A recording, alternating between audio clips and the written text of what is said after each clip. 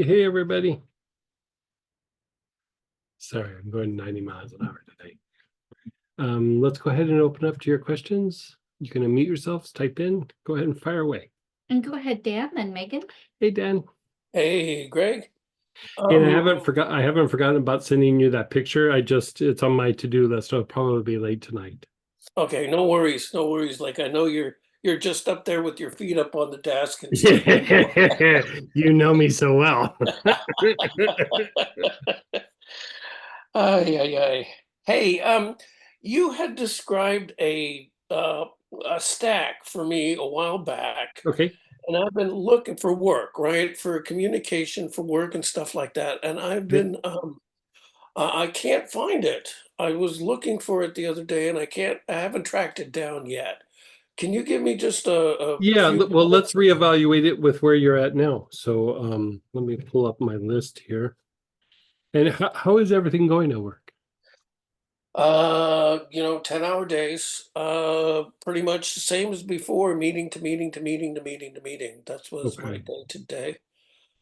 Stress levels not so bad. It was a little bad last week, definitely worse the week before. But I had time to do actually a long practice on the holiday, so that actually really takes the edge off, Right. keeping the practice current. So yeah. So we were looking at, I mean, it sounds like your work's very stressful, yeah. Yes, yes. And so we're trying to improve like communication and interaction with the public, or not the public, your peers. With my peers and yeah, with the business and the accounting side. Yeah, we're kind of like in IT, we're kind of like the go-between or the Okay. uh, yeah, like broker of information, right? So we're getting two ends to kind of work together. So it was really about communication, Okay. being So heard kind of thing. Yeah. definitely we'll do in the Auric programming, the one for communication, which is number 11, and that's communication support. Support. Okay, 11. Okay. I'm going to say also number 12, which is connection.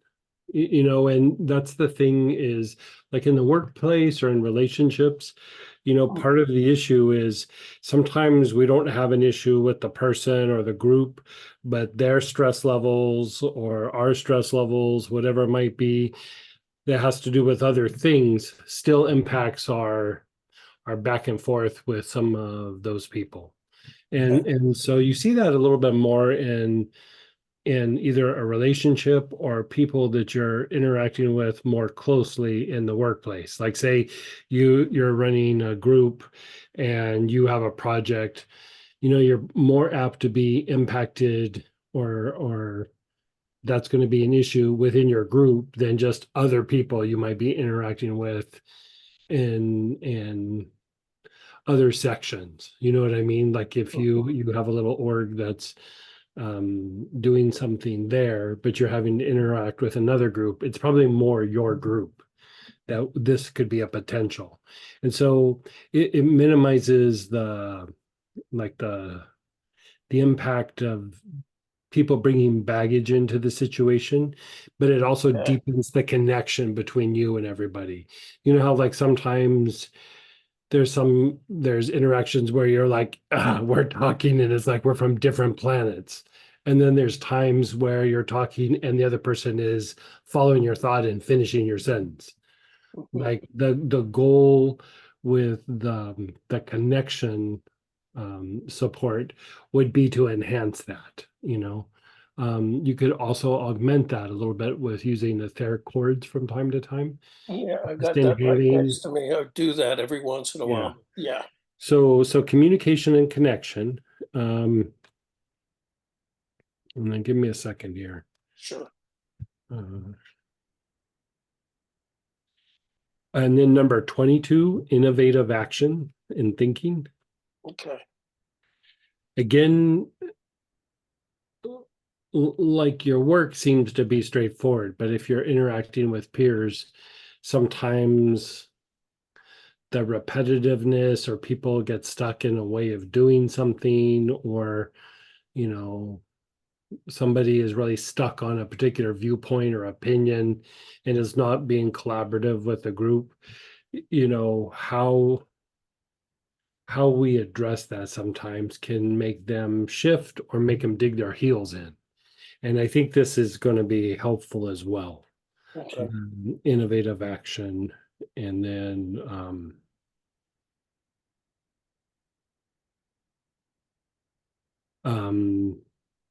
37, relationships. That sounds good. Yeah, relationship support.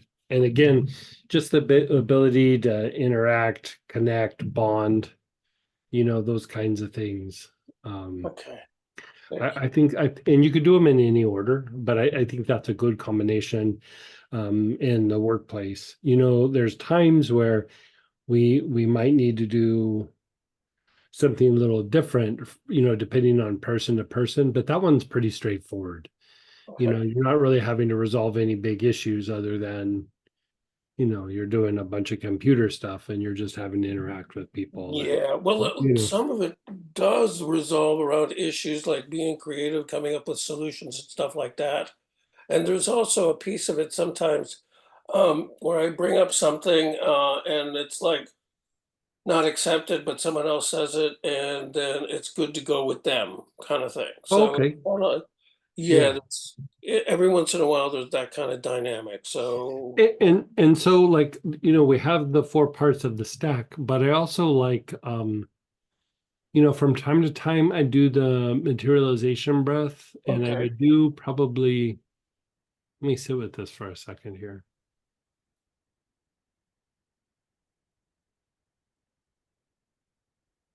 I'd probably do it with vetiver. Do the materialization breath, you know, because I mean, you bring up a good point, is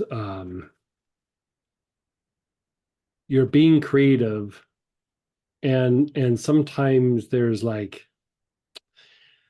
ideas like in the psyche or in the group psyche or in the ethers, like however you want to say it.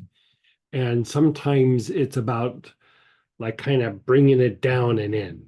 You know what I mean? mhm, Like it's like up in the more the intuitive mind, but you're just having a hard time bringing it forth. And I'm not saying for you, I'm saying the whole group. Like this is more for like the group dynamic, to bring something from the ethers down into the concrete mind where you can start really grinding on the details. Vetiver is really super good for that. It keeps everything calm, but it's grounding, and it's very good for bringing things that, like after your meditation, for example, like you do your meditation and you have your experiences, you're like, ah, this is so blissful. But we also want to bring that blissful state like into the body, okay, right? And like vetiver does that. And so the same would be for the creative processes. You know, you're having your contemplations and everything, and some people are good about bringing it into the conscious mind, and some people aren't. And I would visualize your whole team so that the team works as interacting unit about bringing forth the ideas, be it that how you interact with the customer or how you interact with another group or whatever it is, your problem solving with you know the task at hand. I think vetiver could be very good for that, you know, okay, very, very good for that. great. And you know, just like I would think of every team member, look at the team, think of the task at hand, and then inhale the vetiver, do the materialization breath, like maybe once a week or something, like or Okay, from time to time to do like a little tune-up. okay, good. Yeah, Thank you. Thank you yeah, for that insight.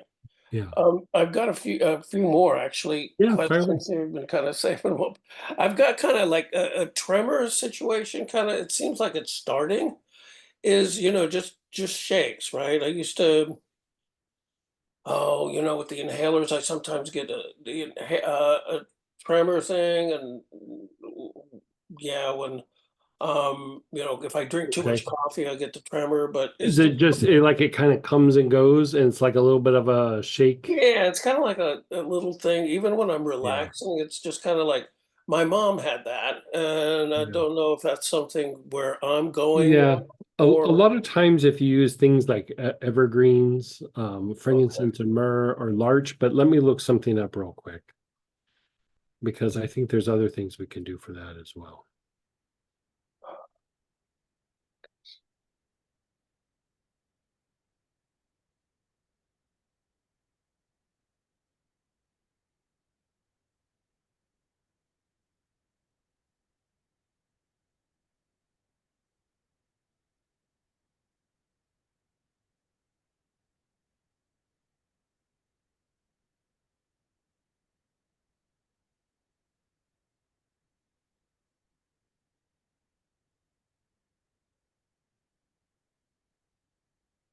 Okay, so I would do you could do the evergreens, but maybe a little bit stronger would be sage okay, or even rosemary.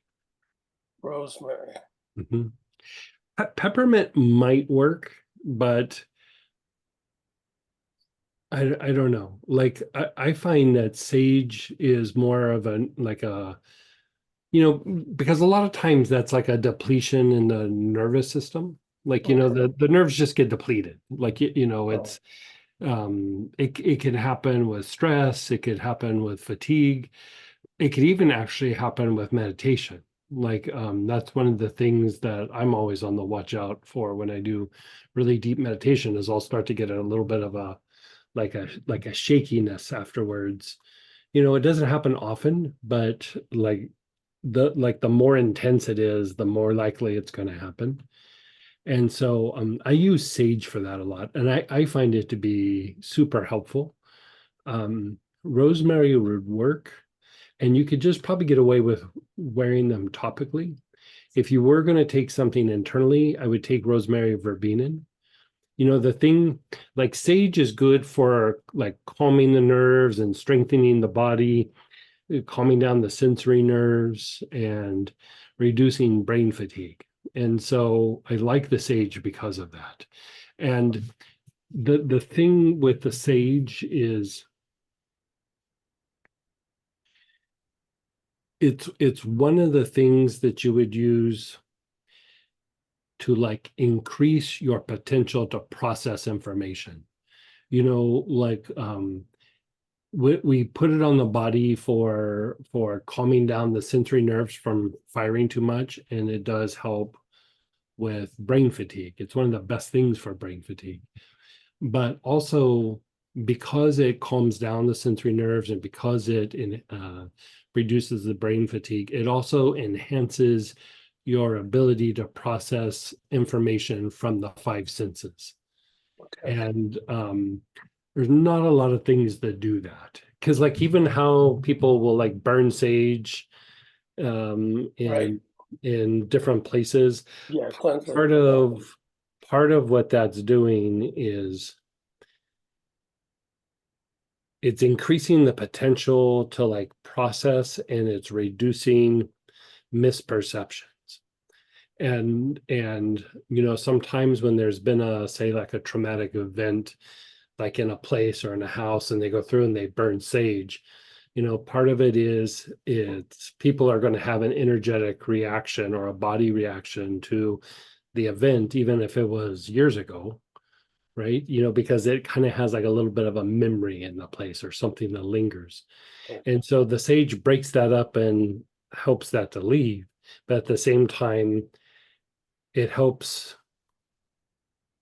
make us more perceptive to what's happening right now rather than getting hooked into the things in the past. And so there's a lot of different reasons why sage would be a first choice, at least on my list. Okay. But the other thing to take into account is rosemary verbena is very balancing to the body. And if the body is in like kind of a chaotic state, Mhm. and it could just be like, oh, I'm stressed out and I'm eating at irregular times and I'm not getting enough sleep and and then all of a sudden you notice like I'm starting to have like little weird health things, and not maybe big health issues, but just like my ankle hurts, and my, when I do this, my knuckles cracking, and Right, it just right. starts to be this like weird list that starts to happen. Rosemary verbena is very good for bringing balance along in the body's processes. And so it's one of those things that you use like when you don't know what else to do. You start with rosemary verbena. Okay. And so you could go back and forth. I do both, but I would say I use sage way more than I use the rosemary verbena. The sage helps the body like heal and recover, is also a cure-all. And so it will jumpstart body processes that you wouldn't necessarily think are an issue. But I like what it does for the brain. It doesn't, it's not like having caffeine or something where you feel like, it's just everything feels clearer and everything snaps more and everything just, how like sometimes you think of something and there's a little bit of a delay. Somebody asks you something and you're like, what? Yeah. Oh Yeah, yeah, yeah. yeah. Like it cuts that down. Okay. Yeah. Okay. Yeah, there was a good combo that you had recommended with the memory support Uh-huh. and the sage on the wrists Yeah. afterwards. Yeah, that Yeah. was really good. Is there something similar to kind of keep that going? That kind of approach for clarity and Yeah. I crispness? mean, I would do that. I would do the herbal memory support. I mean, and like in times where you're starting to feel like a little bit of like mental stress or mental fatigue, you could always augment with basil. And that's when you could also bring peppermint in. Yeah, yeah, I have Like that on my peppermint will note. make you focus a Basil. little bit more, but Right. basil will stimulate the cognitive processes. And you Mhm. can inhale it, but you could take a bunch of it internal. Like if you're Okay. really having a hard I time, hadn't taken that internal. Yeah. five or six drops of basil and put in some water and drink it, and you'll notice that you're back on track. Okay. Sweet. Yeah. Sweet. So with the Divine Mother, right? Avalokiteshvara Yes. is referred to sometimes as the Divine Mother. Yes. Okay. How about the Divine Father? Who would be like the Divine Father? It would depend on your tradition. I mean, usually like will aspects would be the father. So Some. Padmasambhava could be the father aspect. Manjushri could be the father aspect. But you also have like Dharma protectors. You also have the will component in like the Buddhist tradition is also like when you see the being and they have like big eyes. Big eyes. Yeah. Yeah, Yeah. that's the will, that's the masculine or the fatherly aspect. Okay. So And so the instructions from the guru were like use that sparingly. Like okay. it's like the feminine aspect is much more stabilizing. He Okay. said like invoking like you know Padmasambhava versus Mei Ling, right? Mei Ling, they're both the same being, but Mei Ling is the feminine The feminine. aspect. Yeah. Padmasambhava is the will aspect. And so the feminine aspect, the way the guru explained it was like when you want $20 or get out of a chore, who do you go to, mother or dad? Usually most kids go to their mother first, right? Like they're going to be more nurturing, they're going to be more supportive, where the dad is like Okay. just in theory, like it doesn't always pan out. But um and so he said praying to a will aspect, he goes, it works, but it will make you uncomfortable.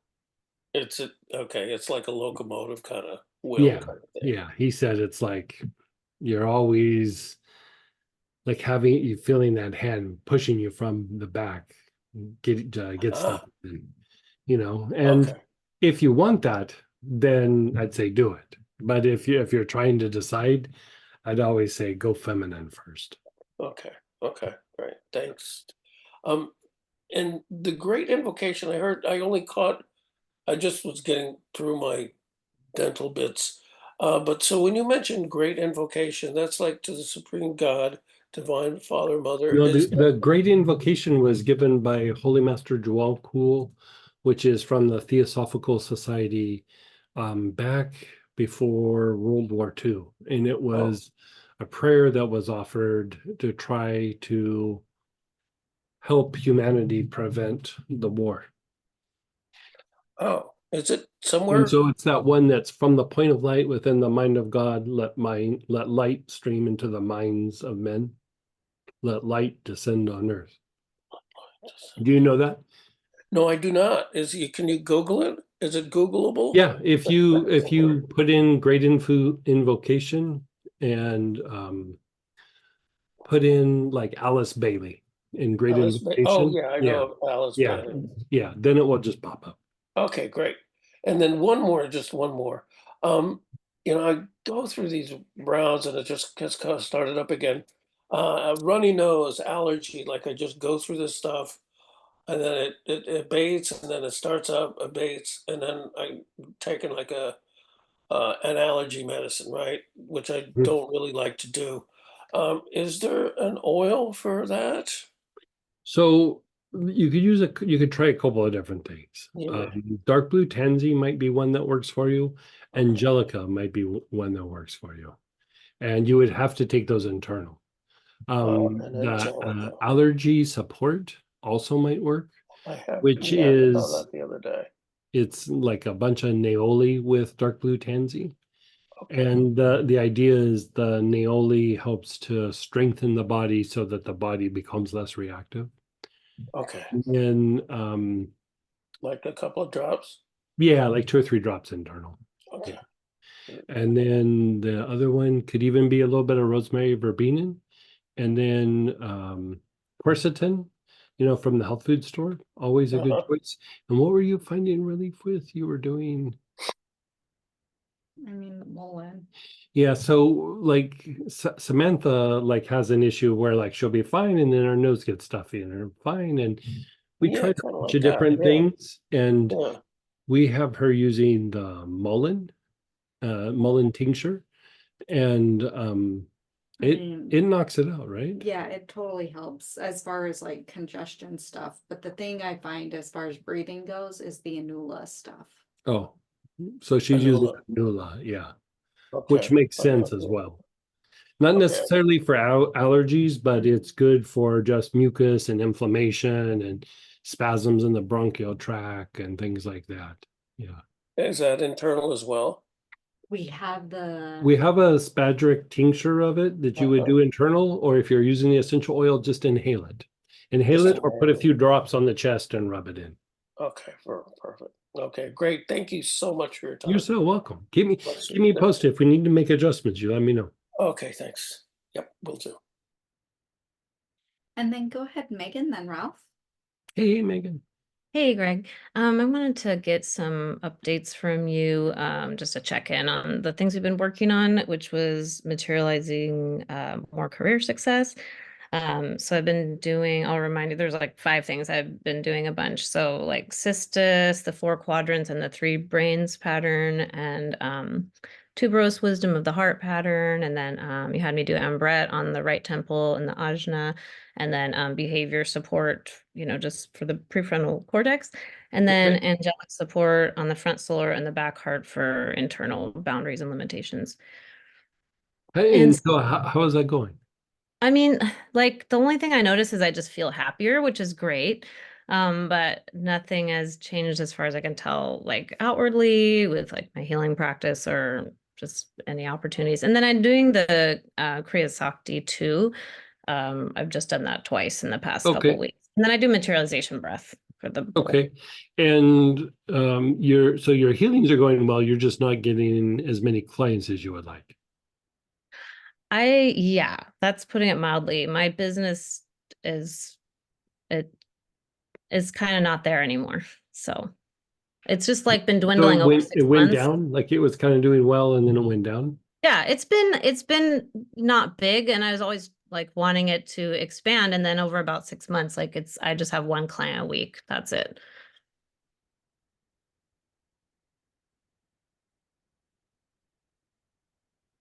And how do you get your new clients? I mean, people just email me out of the blue. They seem to find me, on a Google search, or just, my friend told me to try pranic healing and I Googled and found you. It's just, that's the only way so far. People don't seem to refer. I mean, I've had like a couple clients that have had amazing results and worked with for a long time, and I don't know, they don't tell their friends for some reason.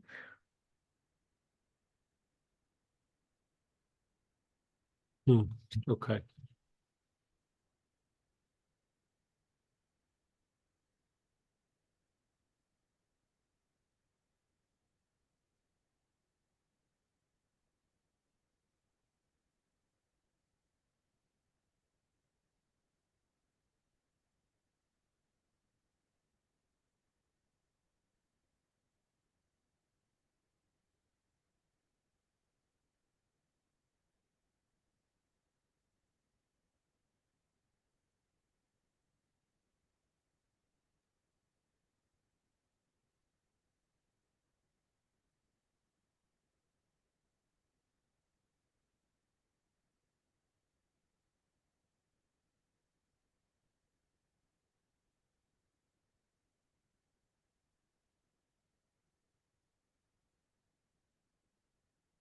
Do you have some form of rose?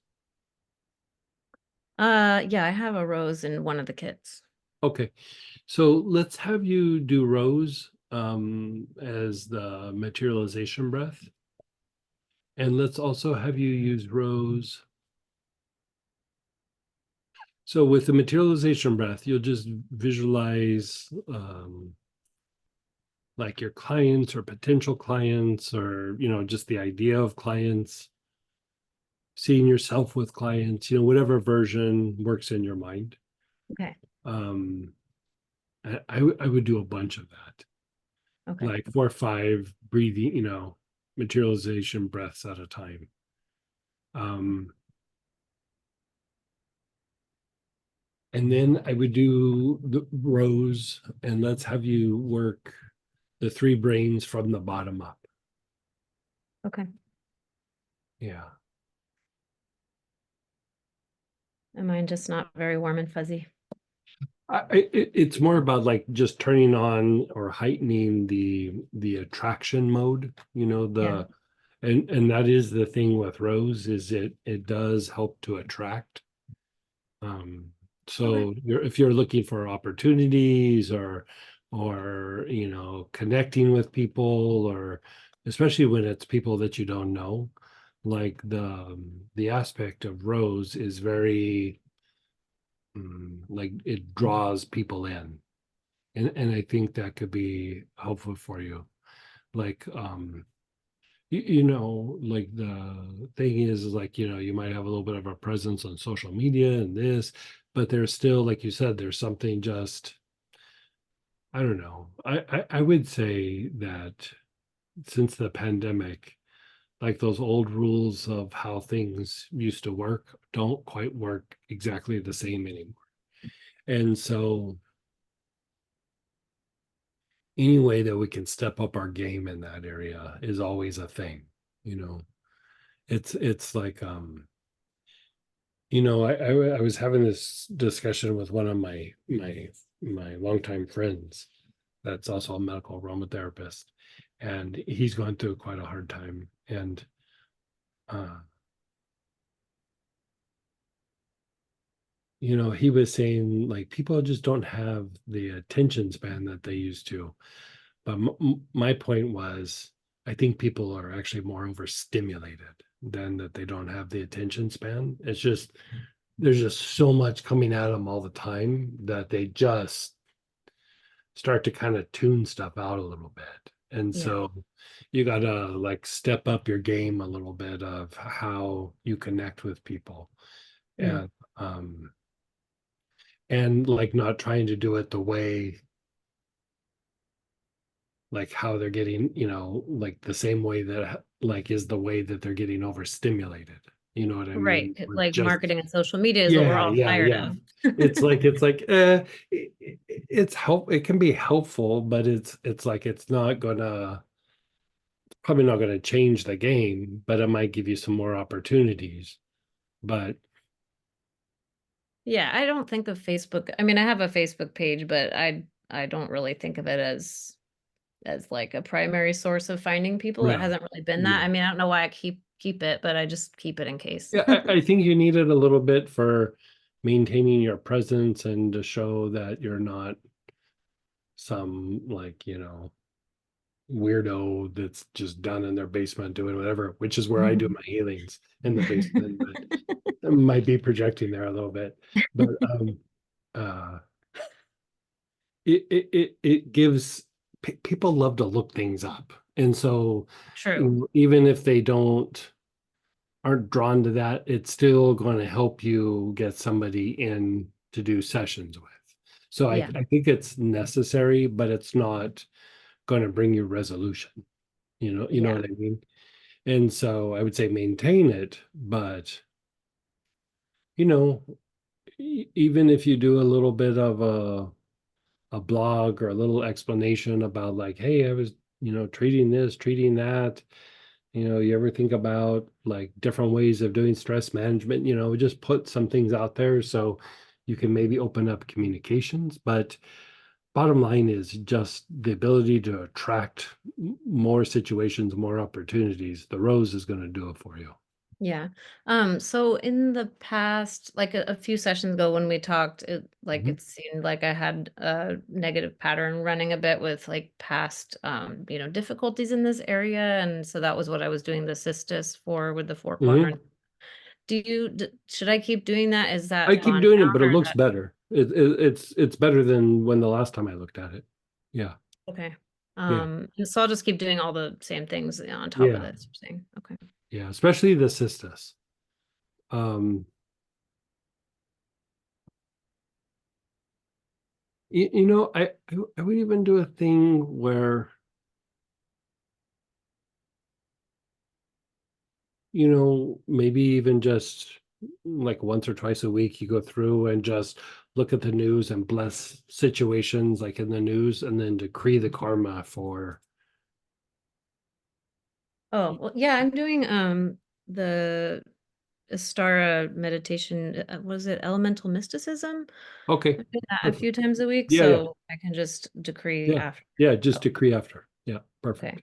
Are you going to do a study group with that, by the way? I would love more Yeah, we follow-up. are. Yeah. Okay. My schedule's been pretty jammed for a little bit, but as soon as it calms down a little bit, we're going to do a study group with several of those. Yeah. Yeah, cool. I had Yeah. just have some questions and stuff, and I love it because it's really short. So Yeah. now I can do it all the Just time. to the point. Like, Yeah. yeah. Okay. Thank you. You're so welcome. And then go ahead, Ralph and Robert. Hey, Hey, Ralph. Greg. I found out last Friday I'm having a dental appointment Friday where they're going to do a drill and blast operation. So I remember you saying that there's some oils a person can take before they go into the dentist to make the whole dental experience go better and Yeah. kind of pre-heal yourself before getting into it. Right. So they're gonna when you say drill and blast, they're gonna drill on some teeth and So I have to have a new crown because I got an old filling that's falling oh, apart. gotcha. So Yeah. he's going to have to drill a tooth down Friday, and I'm a little nervous about it. Yeah, I don't blame you. I would you could do a couple of different things. Okay. Galbanum up until like maybe 24 hours before I Okay. would start to go off of it just in case, like they're hitting and there might be a little bleeding or something.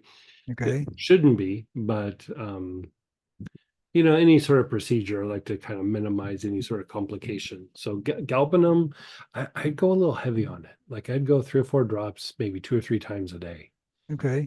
up to the event. You could also use some black seed. If you didn't have black seed, you could mix in myrrh instead, or frankincense and myrrh. Myrrh would work better by itself, but if you didn't have it, I have myrrh. okay, perfect. So you could do that, and then after the procedure, just continue with that. If you want to gargle a little bit with like some clove oil or something like that, like a drop or Mhm. two in water and then just Yeah. gargle. Um, it helps to like uh desensitize the gums in the area. And so I always kind of like to do that before the dentist, but you know, that's what I Okay. would, yeah. All right, good. Thank you.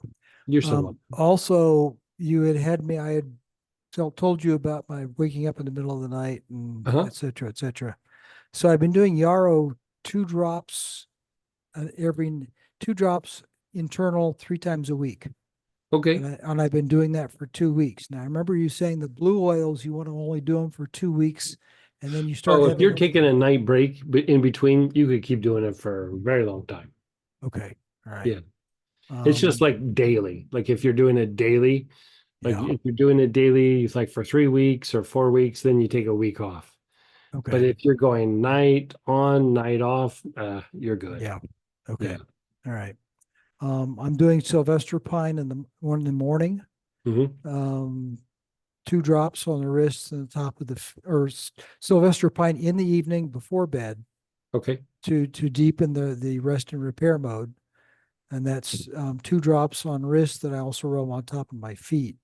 And then I And so also how's inhale that it. going? Like are you still having to get up as much in the night? I'm not having to get up as much. I seem to be sleeping another half hour, half hour to an hour, depending upon the night. So I'm getting a little more sleep and it's deeper. I know I'm dreaming more. Oh, good. So I'm noticing that.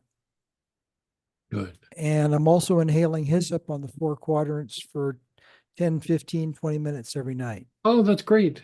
Yeah, So that's a great combo. yeah. Yeah. And I'm doing that on the 4 quadrants. Yeah. And then waking up in the morning, I'm inhaling rosemary verbone 32 times, Uh-huh. again on the 4 quadrants, Okay. and having a squirt of herbal memory support. Yeah. And And you're nailing it. I'm noticing that my mental faculties are definitely doing better. Nice. Yeah. Also, 3 brains practice. I'm Mhm. doing that with spikenard.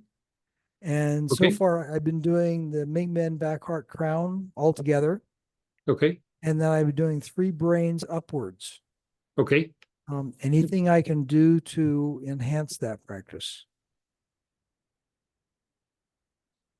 And for that, you're doing it for, I can't remember what we're doing that for. Just generally to enhance my experience of 3 brains in any and all Gotcha. moments. Um,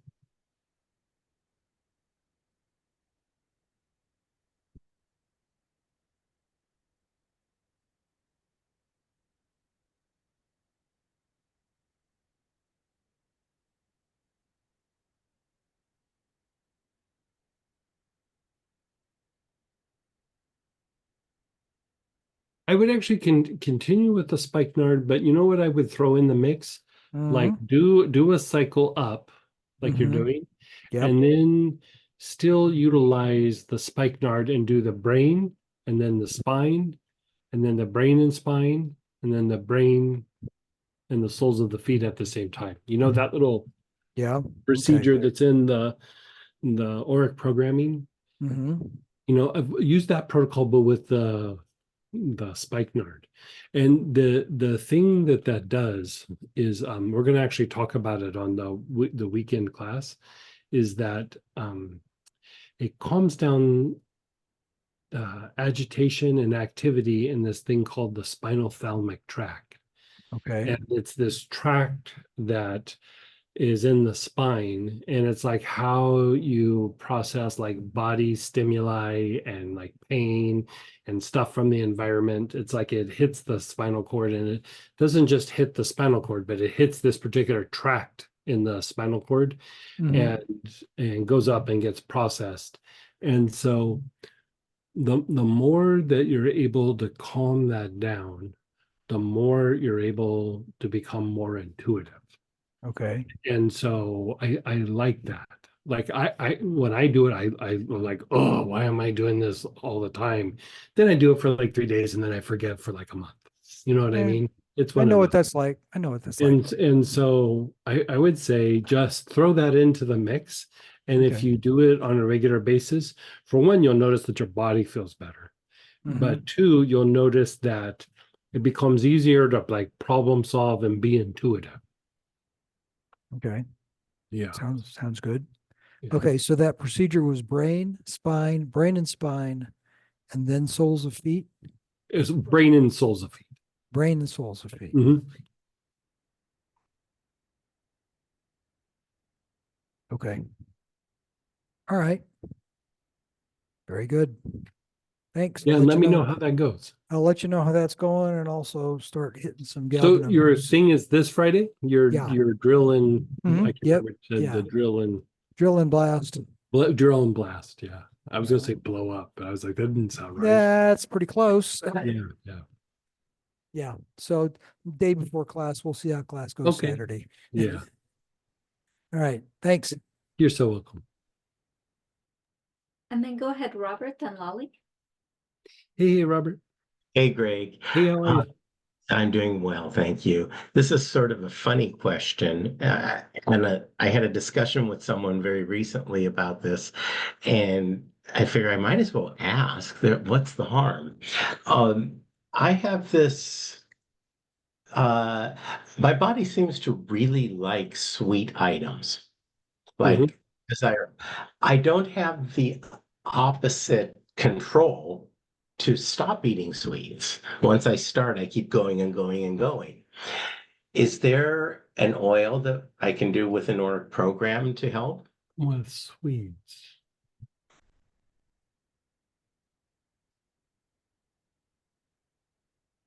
Well, I would say that that's probably some sort of stress response. Okay.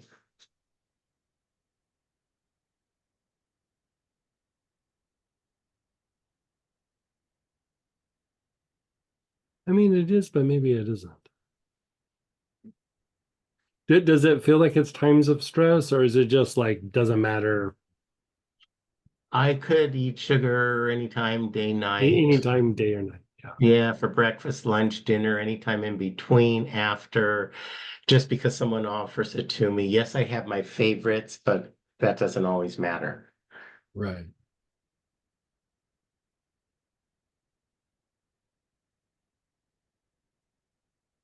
Are you feeling fatigued at all?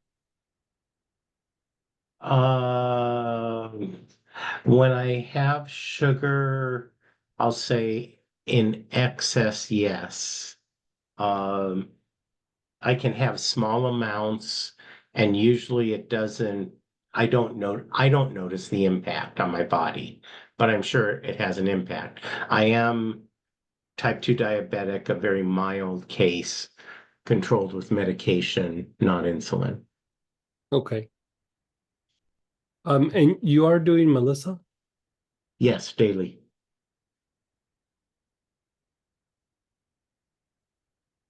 I mean, Melissa is very good for reconditioning like the insulin receptors. And Okay. so it can make your body, you know, how people can get insulin resistant sometimes. It actually Mhm. can reduce that, like the Okay. resistance. The other thing that can do it is fenugreek. But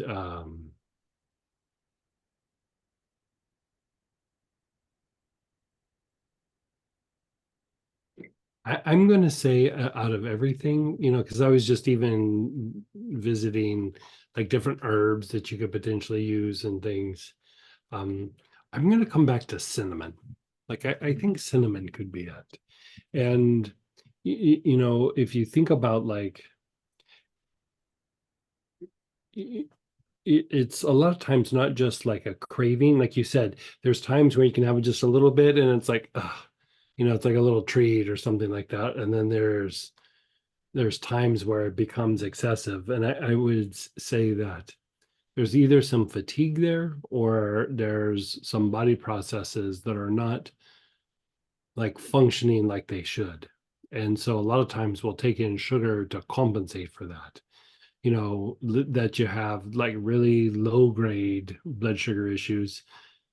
You know, not really that big of a thing, but there starts to be this like in extreme situations, you could say there's like this thing they call metabolic syndrome. And it's just like the blood pressure's off, the blood sugar's off, like all these things are off. And a lot of times it's the body's in a very stressed state, or there's processes not functioning like they should. So the more you jumpstart the body's processes, a lot of times some of those symptoms will actually go away.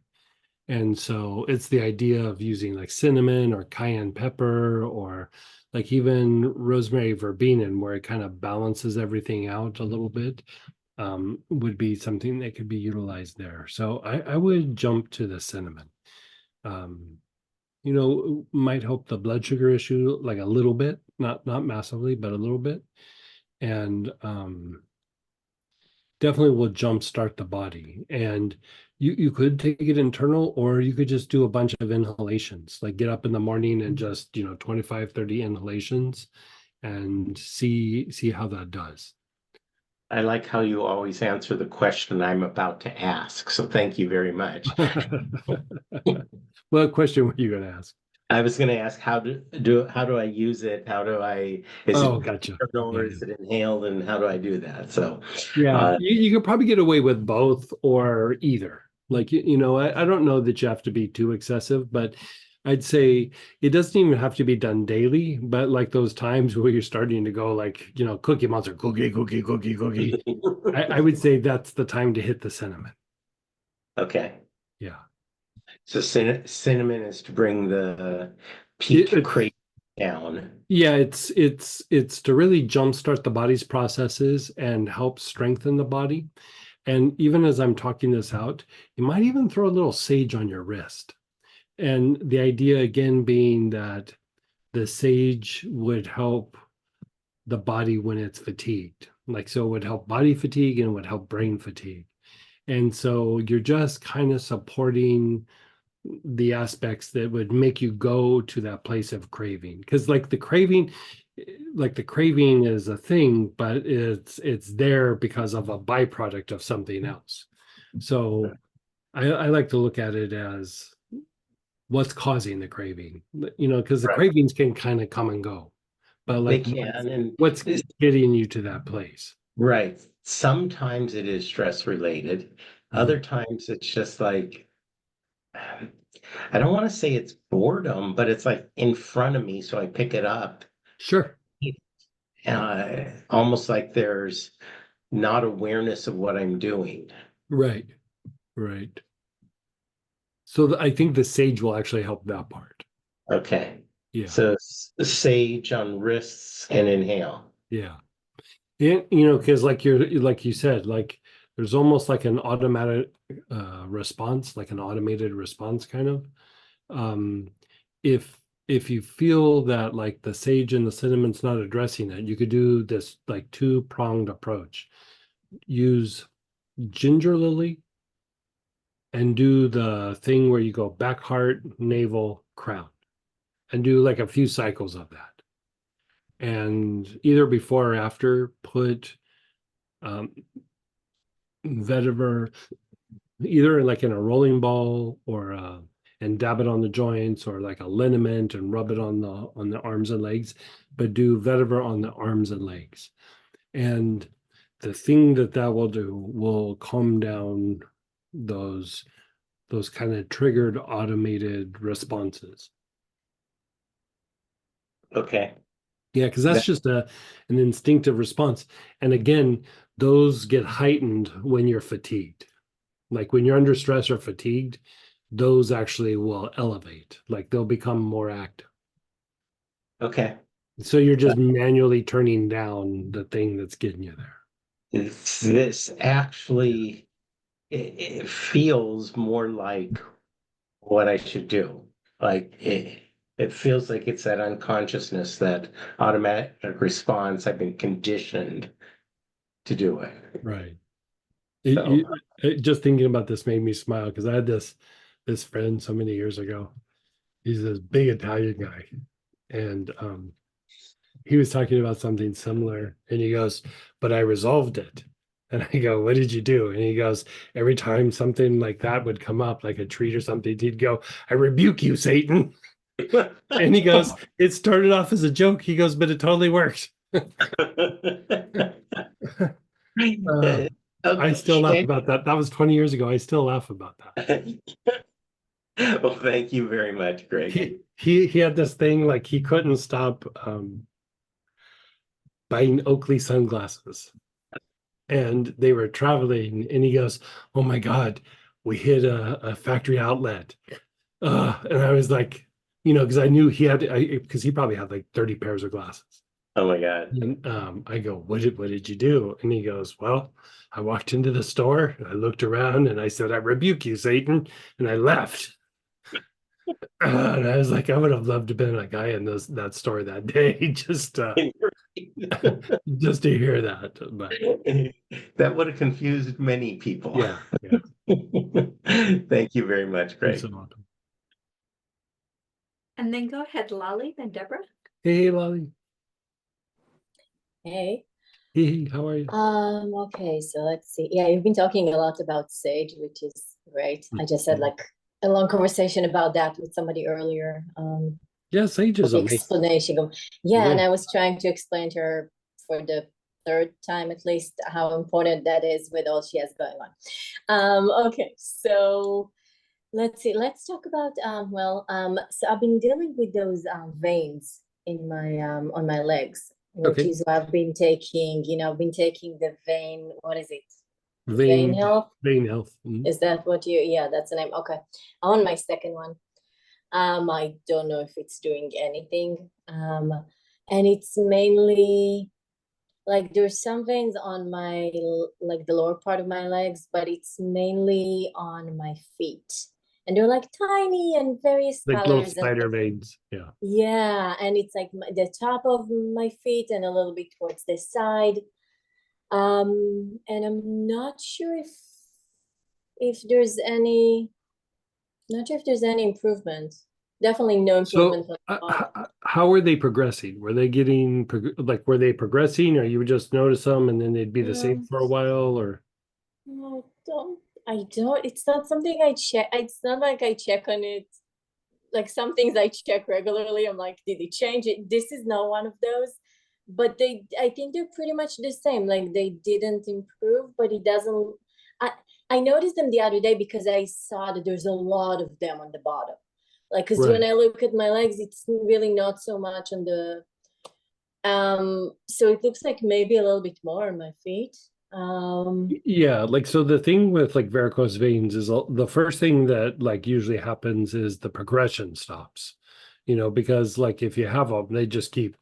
They keep getting worse, or they keep, more start happening. And so the very first round is to go through and do work, and it stops, but eventually it's not a quick fix. And so you eventually can undo some of it, but the first wave is you're stopping the progression of the generation of the varicose veins. And I guess that's what I don't know. I can tell for a fact that I don't have more veins on my lower leg. That I can say, like my shins are not, there's no more. That I can tell for a fact because I can see. But my feet, that's how I noticed it the other day. I don't know if it's more or if that's the part I don't know. So is there anything else that I can do other than, and I'm taking, what else I'm taking? It can be beneficial. I'm also taking cypress that I think also supposed to be, right, like moving things around. Yeah, you're doing all the right stuff. The only thing that you could add to that, I mean, definitely the vein health, definitely the cypress. I mean, you could try putting cypress directly on, but I always found that internal worked better. I tried it and it didn't really do anything for me. So I kind of, Well, I will say treating varicose veins is a long-term treatment. It's not going to happen quick. So you just have to be really consistent with it for a period of time. The other one that you could put in there is lemon. Try taking even if it's just like lemon from the those green bottles at the grocery store. I mean, you Yeah. can even do some version of that.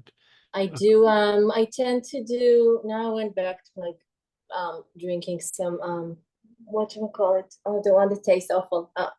Forgot. Why am I not? Okay, anyway, so I'm putting lemon in my, oh, celery, thank you. So I'm putting a couple drops in my celery juice. Does that count as, or I do would I do need to take lemon by more? itself, like lemon by itself. Oh, by itself, not with Yeah, something? because when you start Okay. mixing it in with other things, it will start doing other things. Like lemon is very versatile. And so if you start mixing with other things, it'll just run with that pack. So even, so you would, I don't need it in water, but basically like, so you would mix it in water, but you wouldn't mix it in like a celery juice. Right. I would just by itself. Okay, that's fine. So what, like a couple drops? I'd go like 6 or 8 drops. Oh, okay. It's Yeah. fine. It's Yeah. not, it's an easy one. Lemon you could go pretty crazy with. Okay, it's fine. I can try that.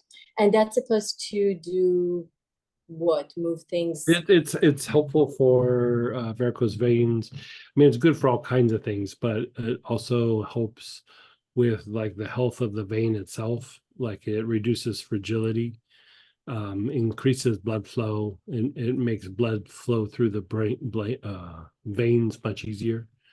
Um, so especially like when you're getting down into the little like small veins, the little capillaries and things. Yeah.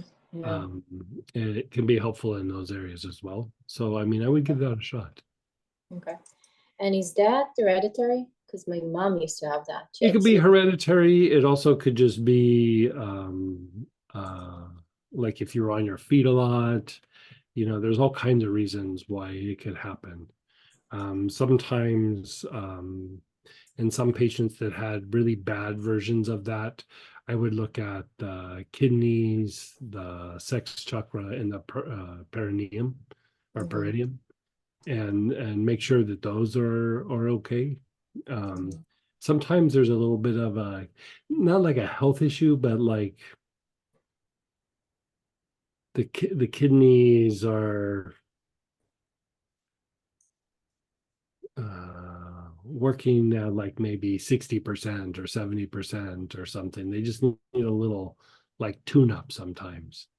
And so and all the stuff that we know, you could do Yeah. like lovage, parsley. Even myrrh can be very purifying to the kidneys, like the kidney tissues. But other than that, I mean, you're doing all the right stuff. So, But then for what I have going on, so do you think for me it's something that has to do with the kidneys or just? it might just be time. Like you just have to keep Okay. treating it over a period of time. It's not a thing that you can stop usually the progression kind of quickly, but the reversal usually takes a while. Yeah. Okay. Thank you. And then a couple of other things. One, it's not a client yet. It's somebody that was maybe and the issue is migraines. And when I looked at the general thing, and that was the general issue, I haven't actually had a conversation with the person, but I was thinking, okay, what do I do? Because we talk about headaches, and I mean, I can do, healing on migraines. But as far as oils, what would be, and a lot of people have issues with that. Yeah, migraines are a little bit harder to deal with because there's a lot of different reasons why Yeah. they're not always just simply like, oh, I have a stress headache or Exactly. let me look at some notes here.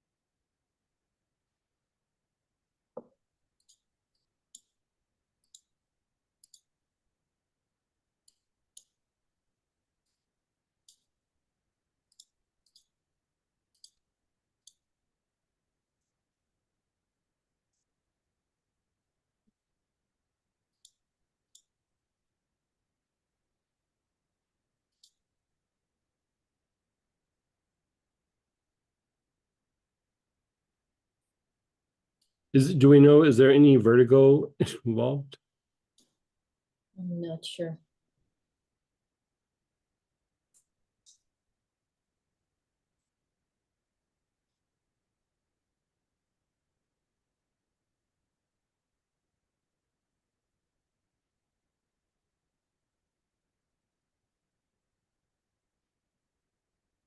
And no seizures or anything like that? Mm, no.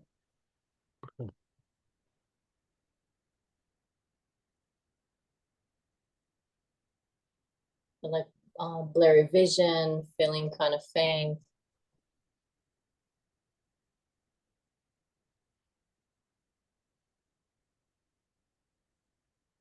Some nausea.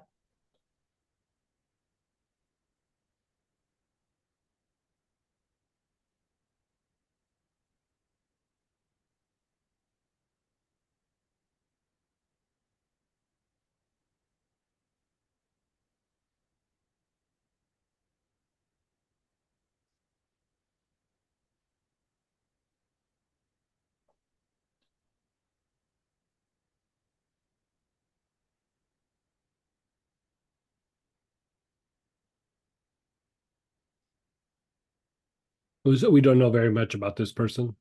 No. And I can go back and but sometimes, you know, I see something, I'm like, okay, I can think of some options in my head and then kind of go into something more specific. And with this one, I'm like, what Okay. how would I even start treating it with oils if I'm doing something like a Right. regular headache or I'm No, stressed I or mean, it's a little bit different. So let's just visit some different things, right? Mhm. So if there's an imbalance in the nervous system, like if the person's like excessively stressed out, so the thing to look for there is ask them, are you also having digestive issues? You know, even if it's just, you know, you feel weird after you eat, or, you know, they might not have um a full-blown digestive issue, but they might have discomfort, they might have pain, they might feel fatigued after they eat, some version of that. I would do anise for that. I would use anise because anise is, you know, it's going to be an antispasmodic. It has some slight pain relieving properties to it, but it's more than anything, it's going to balance out the involuntary part of the nervous system. So I like anise for that. Now, like if the body is just out of balance and there's an issue where the circulation is a little bit off in the head, you would use rosemary. And again, it's still going to help the gut, but it's also going to help the head. You know, you have a very big blood supply in the gut, and sometimes the migraine is actually more of the gut than it is the brain. But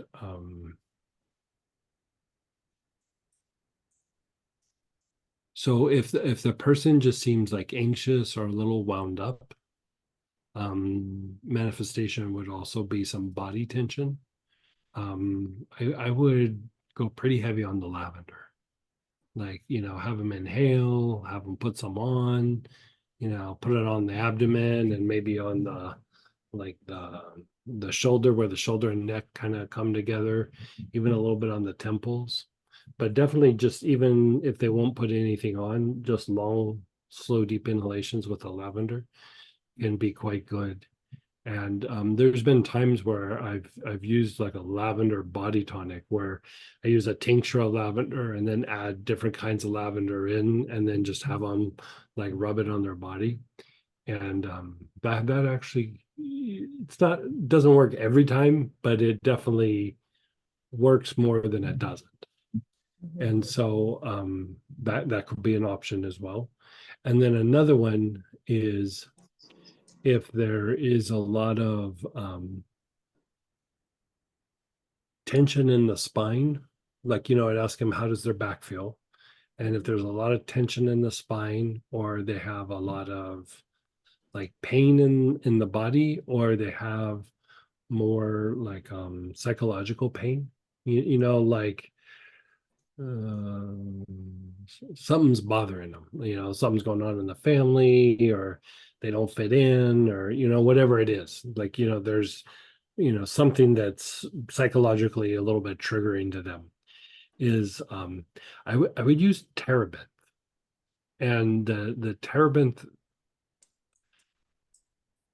I mean, you could have them inhale it, but I would even have them like take a salt bath with it, or like rub it on their hot spots, like the areas of discomfort. And the reason being that tarragon, it helps to relax the fascia. And sometimes a migraine is like excessive amounts of homeostatic emotion. And that doesn't mean that they're emotional, like their emotional body or their mental body, but the body is generating excessive amounts of homeostatic, like, emotion. And so that usually means that something is chaotic in their world, something, be it in the environment or in relationships, something's off that is causing some sort of like a chaotic response, where then the body starts generating these excessive emotions. And so, like in the coming up weekend, we have a blend called Allay, and it's basically Melissa, Roman chamomile, and frankincense vital. And that's what it does, is it clears out the excessive amounts of homeostatic emotion that's trapped in the body. Because we think of it as like, oh, there's times of stress and things. I've seen people do meditation practices that their body, the meditation practice they're not doing isn't as well balanced as it could be. And the lower centers get a little bit more overactivated than the upper, which sounds weird because it's meditation, but there are certain practices where they overstimulate the lower centers. And it causes excessive amounts of homeostatic emotion. And then when they have health issues, they are really almost like non-responsive to any sort of treatment, including from the doctor. They just don't respond. Like when you see somebody not responding, there usually is, something up with the immune system, nervous system, endocrine system, but most likely it's excessive homeostatic emotion in the body. And so you go through and you try to release that. So terebinth is a way, like you can inhale it, but it's better topical for this. Like you put it on and it just makes the body release. Like it's just, it's not uncomfortable. I've never found it to be uncomfortable, but it just, stuff starts coming out. And if they have, like, say, a bad shoulder, you could have them just put it on neat on the area. And because some of the homeostatic emotion could be actually reactions to pain. Like your body generates those homeostatic emotions because your body is either unstable, there's a degenerating area, or there's pain. And so the more you calm down those spots, the more likely your body's not going to generate more of that homeostatic emotion, but you still have to deal with the excess that's there. Right. And so just calming the body down isn't enough. Like you gotta like dump out the cup, so to speak. And terebinth will do it, and the weekend that Allay blend would work. Melissa does it as well, but if you're dealing with a new person, hard sell to say, hey, do this really super expensive oil. So try to find ways to do it in much simpler way. Yeah. Thank you. Yeah. And then so a couple of things. One, so basically it's something that it's good to do on a regular basis so they won't get the migraines, right? It's not like, oh, you got a migraine, now let's treat it. It's better more like preventative. Better to do preventative, like you said. Better to do preventative, much harder to deal with, like when they're in a migraine crisis. In a migraine crisis, what you could do is take I mean, it doesn't really fix anything, but it can just help reduce things, is take like some blue tansy, like dark blue tansy or yarrow or something. I tend to like dark blue tansy for this, and add a little bit of peppermint and then mix it in like a little bit of alcohol, and then have them rub it on their neck and shoulders, down on their back a little bit, at least the neck and shoulders. Yeah. And most times it won't make it completely go away, but it takes the edge off enough to where they feel pretty good. The other thing to do is, and you can actually, now that I think about this, you could even do this as prevention, is vetiver along the base of the skull. Because a lot of times those muscles at the base of the skull are a precursor to the migraine. And so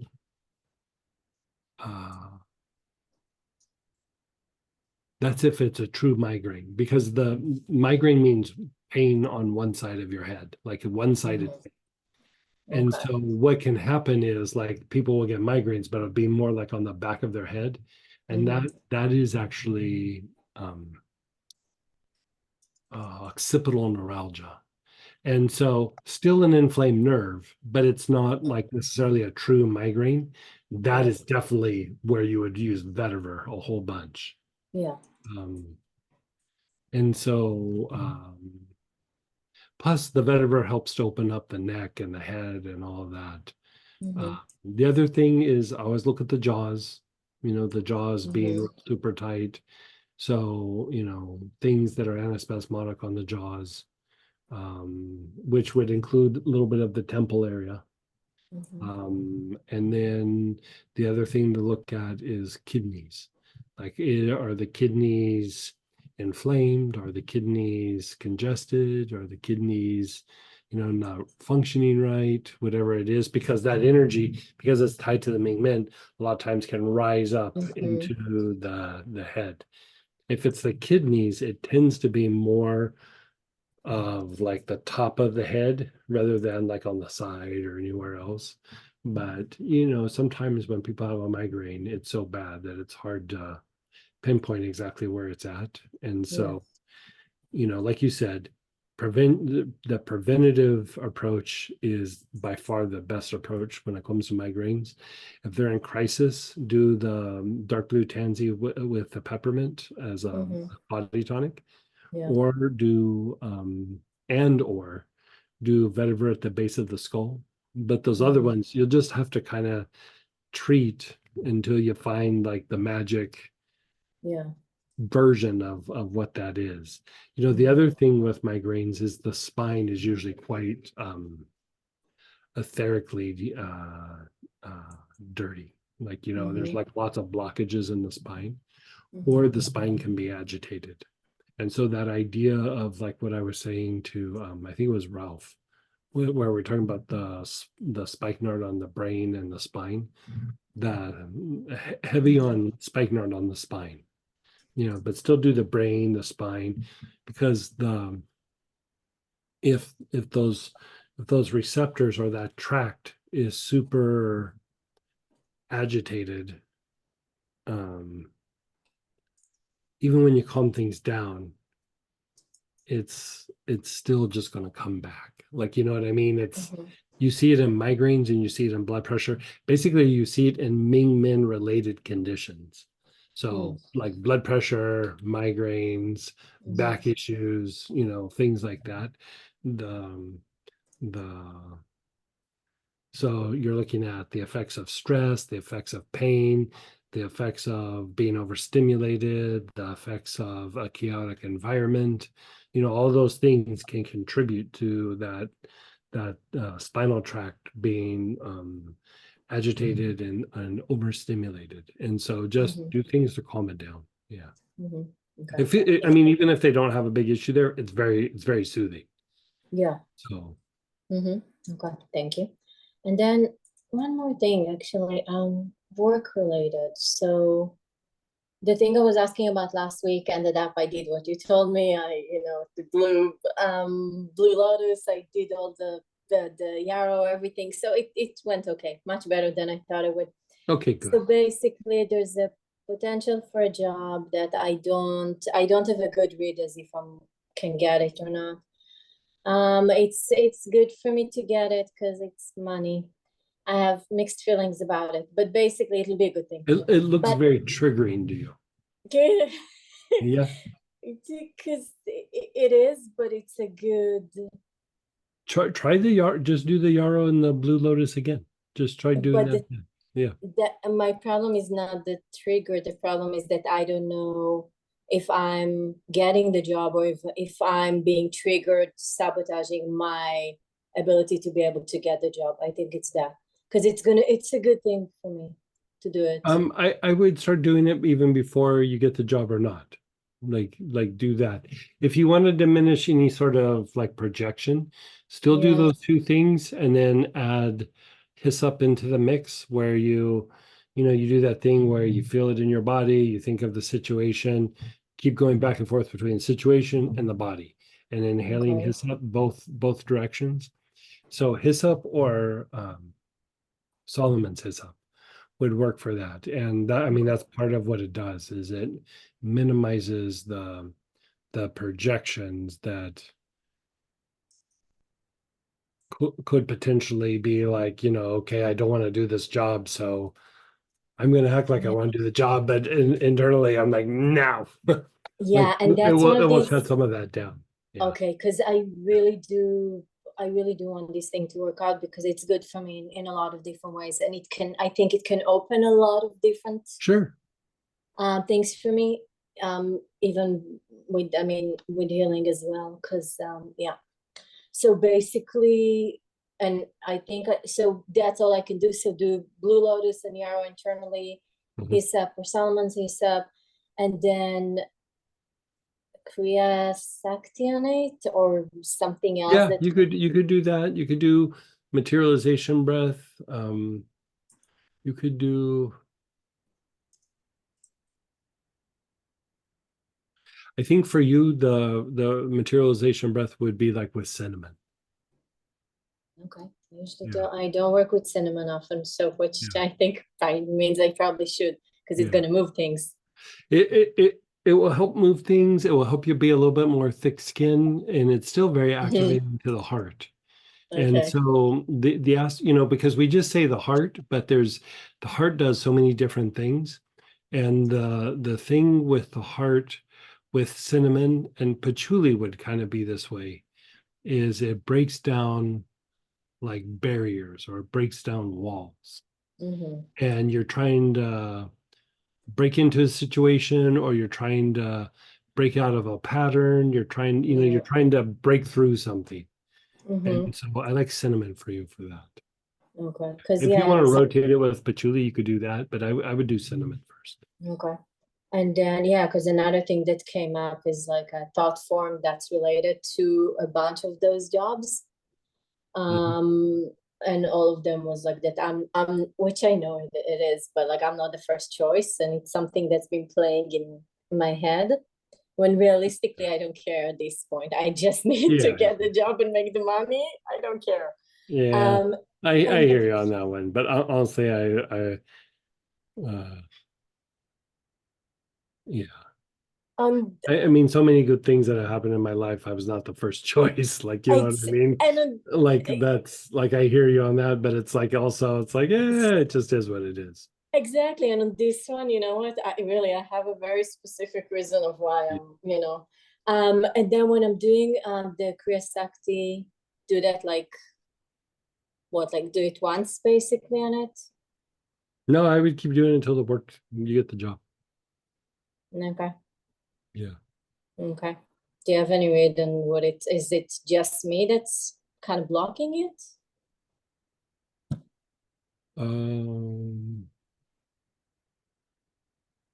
It looks like there's a dynamic in there. No. Just keep moving forward on the project and the process. Yeah, because I have a feeling that can go either way, but I'm like, whatever I can do to eliminate really any of the. Right. Okay. Right. Perfect. Thank you so much. Oh, and just a follow-up question on something that came up before the Mullein tincture. When you talked about the runny nose, and is that something that would be helpful? Because because we talked about the nasal post-nasal drip, and that's kind of, sometimes the nose kind of feel like it's a little bit congested even though it's not, Yeah, it could be one of the choices. Like because I've been doing the rosemary verbena internally yeah, twice a day.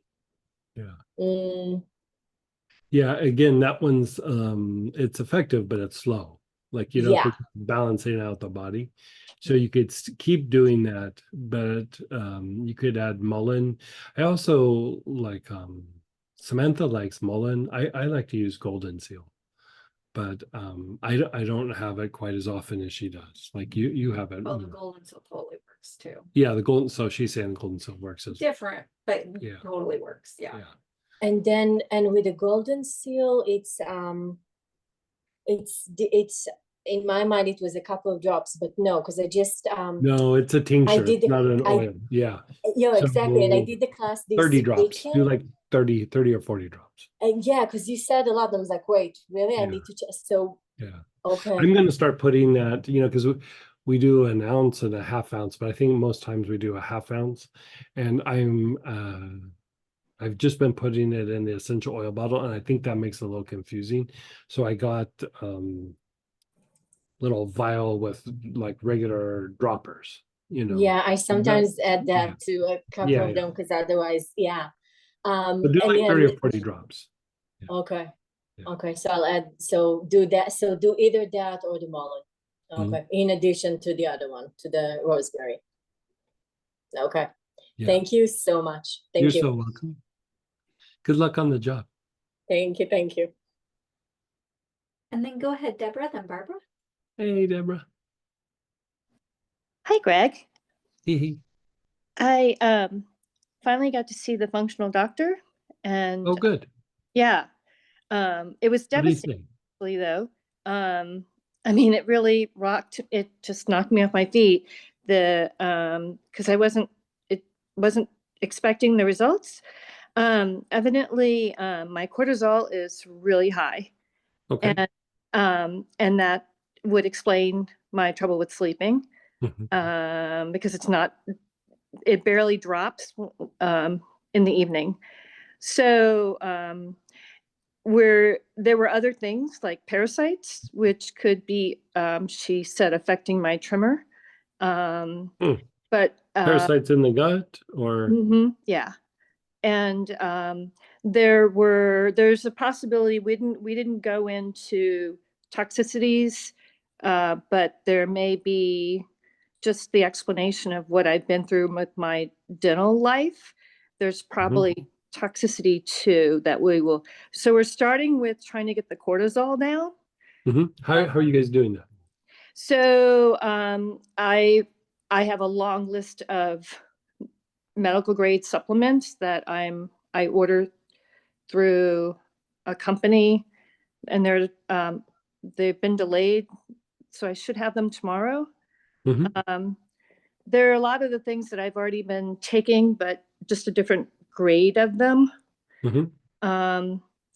So that's how we're going. And then I check in 6 weeks, with where I am, and we'll see where we go from there. But yeah. So for lowering cortisol, like what I've always liked to use is vetiver. Oh. Yeah. Like if you could do salt baths or body tonic, or at least like in the evening, just sit down and just do 30, 40, just long, slow, deep inhalations, like, something like that. Even a little bit on like the thumb web. Okay. I would just have a party with vetiver for a while.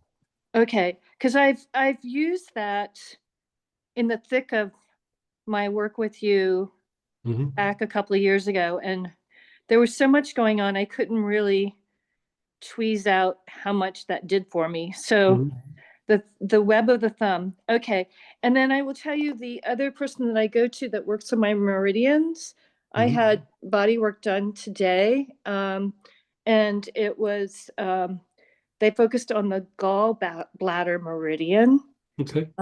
Does that sound, does that align with you? Yeah, I think that's fine.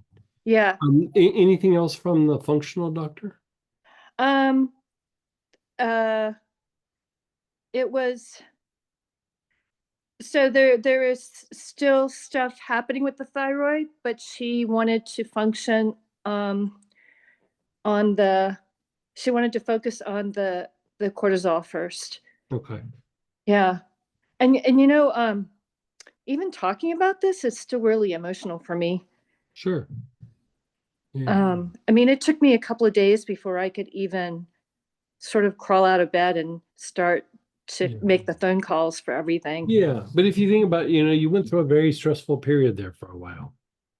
So like, yeah, I just gotta calm. I mean, things like sage, rosemary, camphor, basil, they're all stimulants for the adrenals. And I know that sounds like elevating the adrenals, but it stimulates them to function properly, which means it stimulates them to also rest and regulate and reduces, because sometimes the cortisol and the function of the adrenals can be elevated because of fatigue. And so it's kind of strengthening to the adrenals, and it makes them function properly rather than just being like it's not that they're hyperactive. Like I always like to use the term hyper reactive. And it's just like when they kind of go into that state, it starts taking less and less for them to get triggered and go, into red alert. And so the more that you strengthen the adrenals and the more that you kind of calm the body down, and there's different ways of calming the body down. But for cortisol, I like to use vetiver. And I usually have people use a body tonic, because you want it like all over the body. I suspect that there is a combination, and this would be actually more of an herbal combination rather than the essential oil, but doing a body tonic with aloes and myrrh, using a tincture of aloes and a tincture of myrrh. I suspect that does something similar for calming down the adrenals or the cortisol, but I haven't had enough interaction with it where we've been able to document it with people getting, tests done. So it's like it's a theory, it's a working theory, but I haven't really been able to validate it.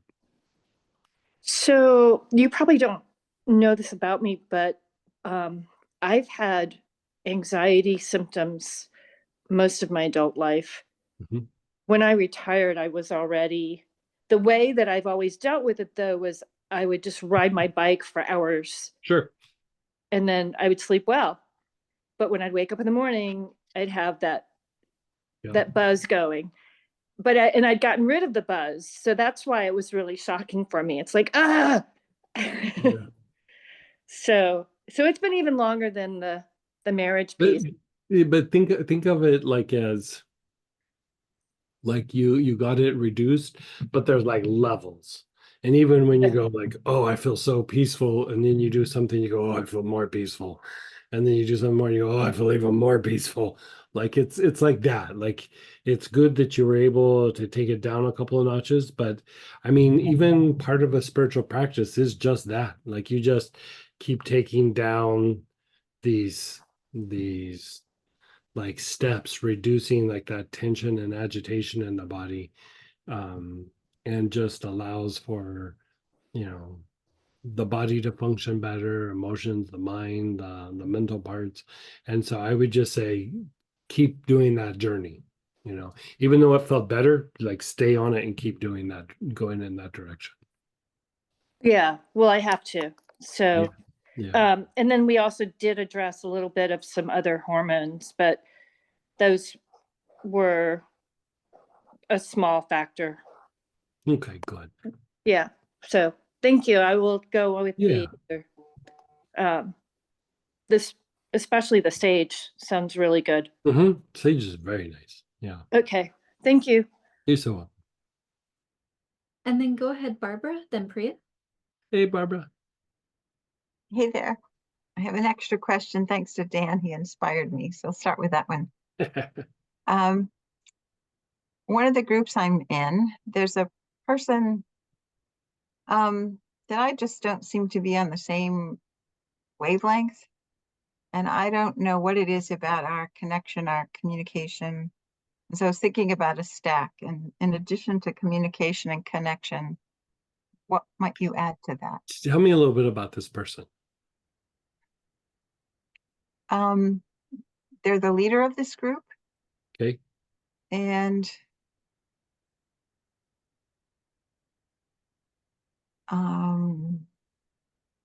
we have different ways of approaching things, which is really neither here nor there. I think I sometimes wonder if there's some reason I'm hesitant to be fully transparent, and that perhaps they're, I don't, intimidated's not the right word, but there's just something off in terms of being able to have a really honest, open communication. I don't think I'm imagining it. I mean, do you think they don't listen? Are they agitated? Are they real willful? I've experienced some of all of those, but I don't know that any one of them is a theme.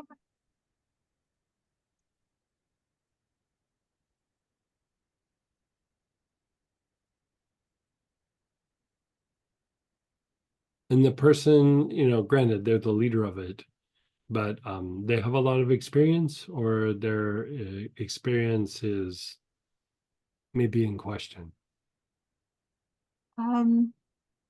Definitely a lot of experience in where their leadership is. Maybe not feeling Yeah, they look defensive. at a same level in some other areas that we sort of share. Yeah, they look defensive.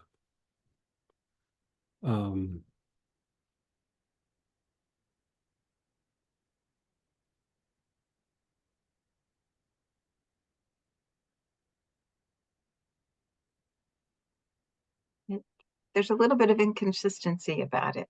Like,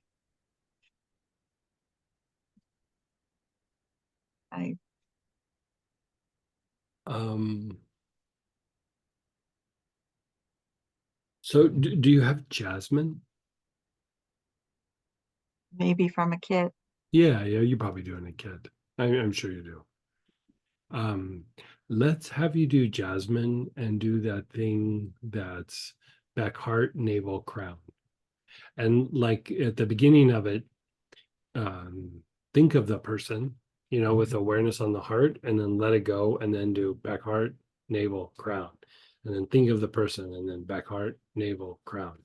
And the idea would be, a lot of times, like here I go, well, clean up the cords or use hyssop to diminish the back and forth. But I don't know that there's a lot of back and forth to clean up. Like, I think that not just you, but situations are a little bit triggering to this person. They look a little bit defensive, and then they act defensive. Okay, nobody from your group was listening, so can I ask you something point blank? Are they good at what they do? Yes. Okay. Do you think that they know that they're good at what they do? Well, okay, so content-wise, they're an expert. Some of the other hats they wear, maybe not as expert. Okay. I think that might be the issue. Sometimes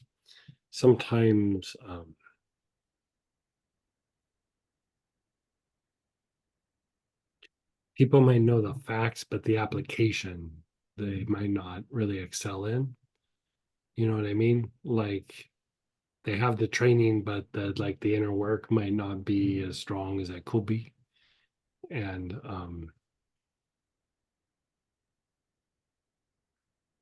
it's not anything that anybody does, but like anytime like light is shining in that area, it makes them defensive. Okay, that And kind of it fits. was that. That sort of fits. Yeah. And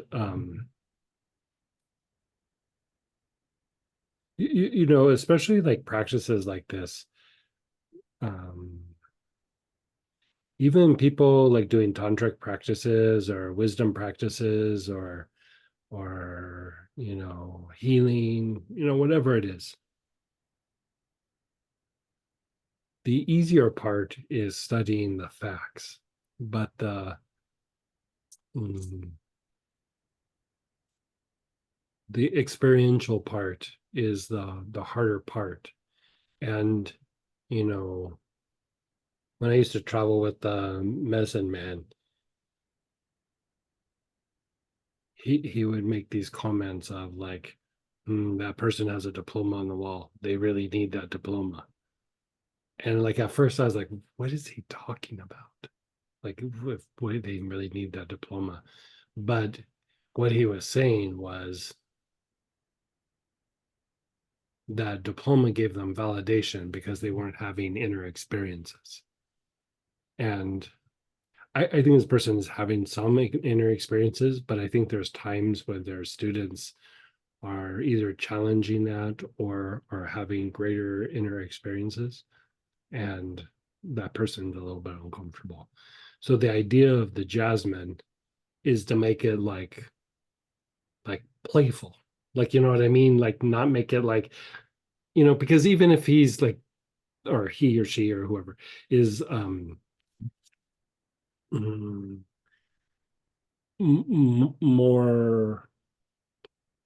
more grounded in the academic component, I mean, if they apply it, they'll eventually have the experiences.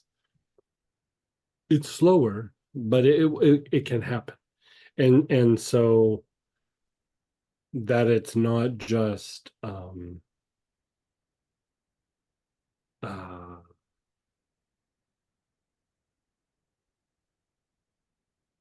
like so much on the line for like in the interaction where you're just like, okay, yeah, it's okay, da da da, you know, it's almost like kind of playful about it. It'll put them in a place where they're less on guard. Okay. So that you would recommend that over a stack of something else. I think that's actually a better choice. Yeah. Okay. Thank you. Yeah. And Because like the stack that would work for this is the stack that we would give to that person. Mhm. You know what I mean? Like you doing a stack is like, well, we could give you some busy work, but really what's going to happen is they should do a stack, you know? Okay. So that's probably not going to happen. So let's just have you like soften the thing between you and the person. Sounds good. And it feels in some ways a little bit unique with the two of us, but not necessarily only the two of us, but feels like there's something unique between the two of us in this kind of awkwardness. And maybe it's my perception. Well, it could be something in you triggers them a little bit. Yeah. I mean, kind of what it feels like. Yeah. So I'll play with the jasmine. Yeah. I've had a few people that tell me like that they've made a point of telling me that they don't like me, and I'd go, okay, but what did I do? And they go, as soon as you walked in the room, I just didn't like you. I'm like, did I say something or do something? They're like, no, just didn't like you. Yeah, Okay. I don't think it's that per se, but there's just yeah. Okay. Well. Yeah. Try the jasmine. I mean, do that process, but if you're going to see them in person, even wear a little bit of jasmine. Okay.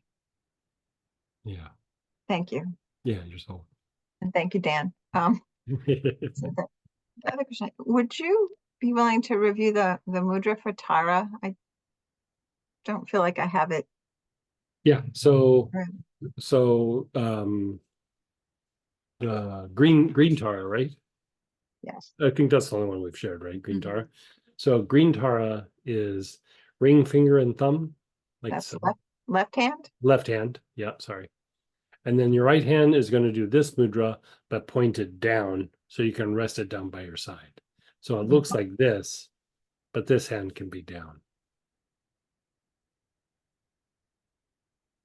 Can you Hold that up one more time. The right Like hand. just like, yeah. Okay. Yeah, like that kind of almost traditional mudra you would see a lot. So it's But like, down with the palm facing forward. yes. Mm-hmm. Yeah. Okay. Yeah. It's hard when it's not all on camera. White Tara, not to make it more confusing, is both of them are like this, but the right one's down, left one's up. Green Tara is this. So this generates like movement and things. The one for White Tara clears the mind. Thank you. Mhm. Appreciate it. Yeah. Let me know how that goes. Just want to say, someone said, I need both. Yeah. LOL. Yeah. Don't we all? Yeah. And then go ahead, Priya, then Lolly. Hey, Priya. Hello, how are you? Doing good. How about you? How's it over there in Australia today? Good.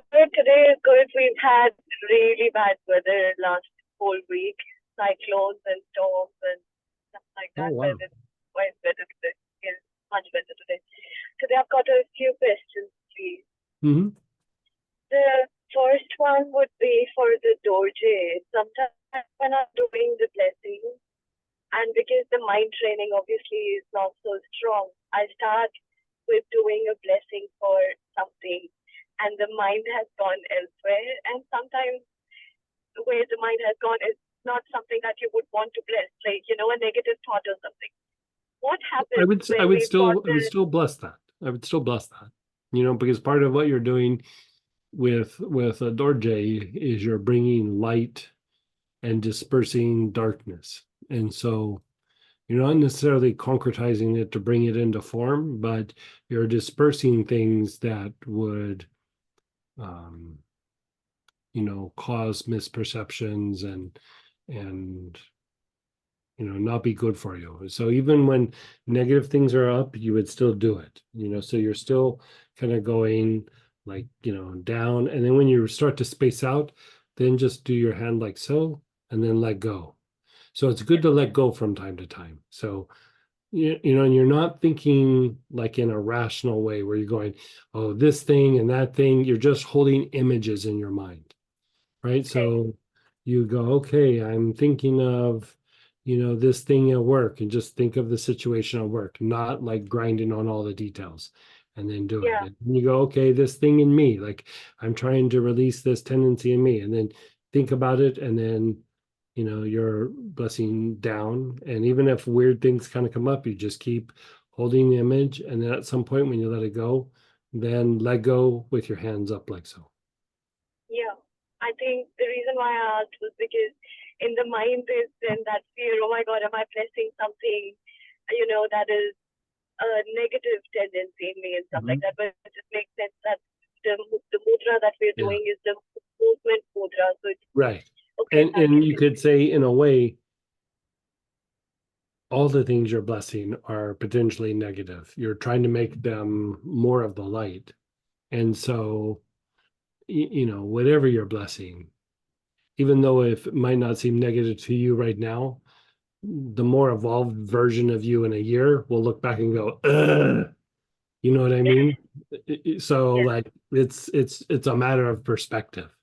Like that's a matter of perspective of the intellect. Intuition just goes and starts cleaning things up. So direct the intuition to that area so that it starts cleaning things up. Yeah, I really appreciate that. And also the class, you know, I've been practicing it religiously, and already I feel a sense of calmness, and I don't know, something different. I can't even put it in words clearly, but it's just, but I can feel it. There's something going on. Second question would be, I've been applying some threshold on my chest, and it feels amazing. Yeah. What's in it? I have to look it up.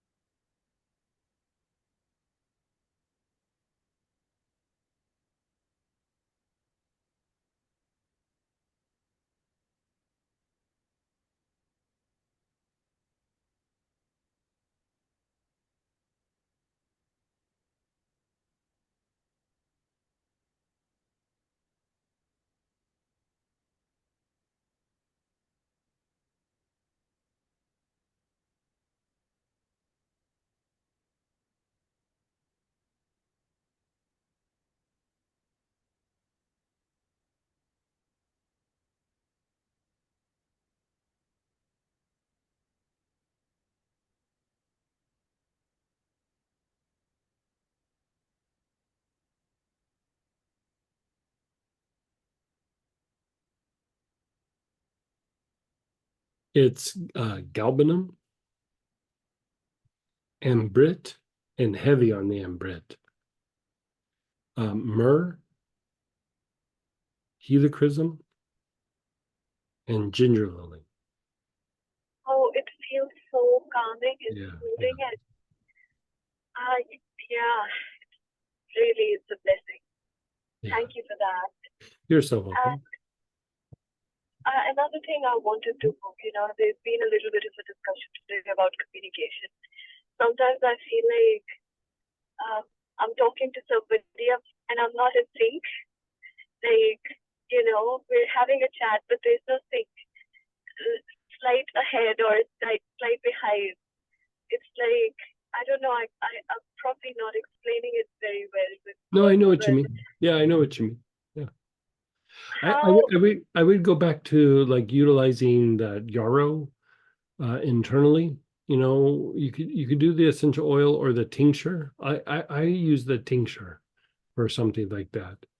The sphagnum tincture. That could be good. And then inhaling vetiver on the arms and legs. That was the main one. I think I wanted to find out how to find a better way of communicating with others when I'm aware of it, but I can, and then that leads to more self-esteem issues. That what am I doing? I'm not listening. Mm-hmm. Sort of. Okay, I'll do that. And Thank you. the thing that of course we want to communicate better, but also when things aren't landing or the person's not listening, we also want to be able to be in a place where you're like, okay, I tried, rather than, why am I not getting through? Like, there's that old saying, sometimes you eat the bear, sometimes the bear eats you. Sometimes people hear you, sometimes they don't. Doesn't matter what you do. You know what I mean? And to be able to be okay with that and walk away from the situation and just went, like going back to that medicine man, we'd walk away from a situation like that and he'd look at me and he'd go, different tribes, just we're from different tribes. We don't speak the same language. And, at first I thought it was kind of a funny thing. And then over a period of time traveling with him, I was like, man, there are times where we would connect with people and there was times where it was like we were in two different worlds, and sometimes there's not a whole lot you can do about it. I think with me, it's I never put the blame on the other. My mind just goes towards criticizing myself. Sure. That it's me, I am not in sync. I have to fix something in me. And the issue is with me, I am a different tribe altogether, a different planet. Mm-hmm. And so that can go spiraling somewhere else.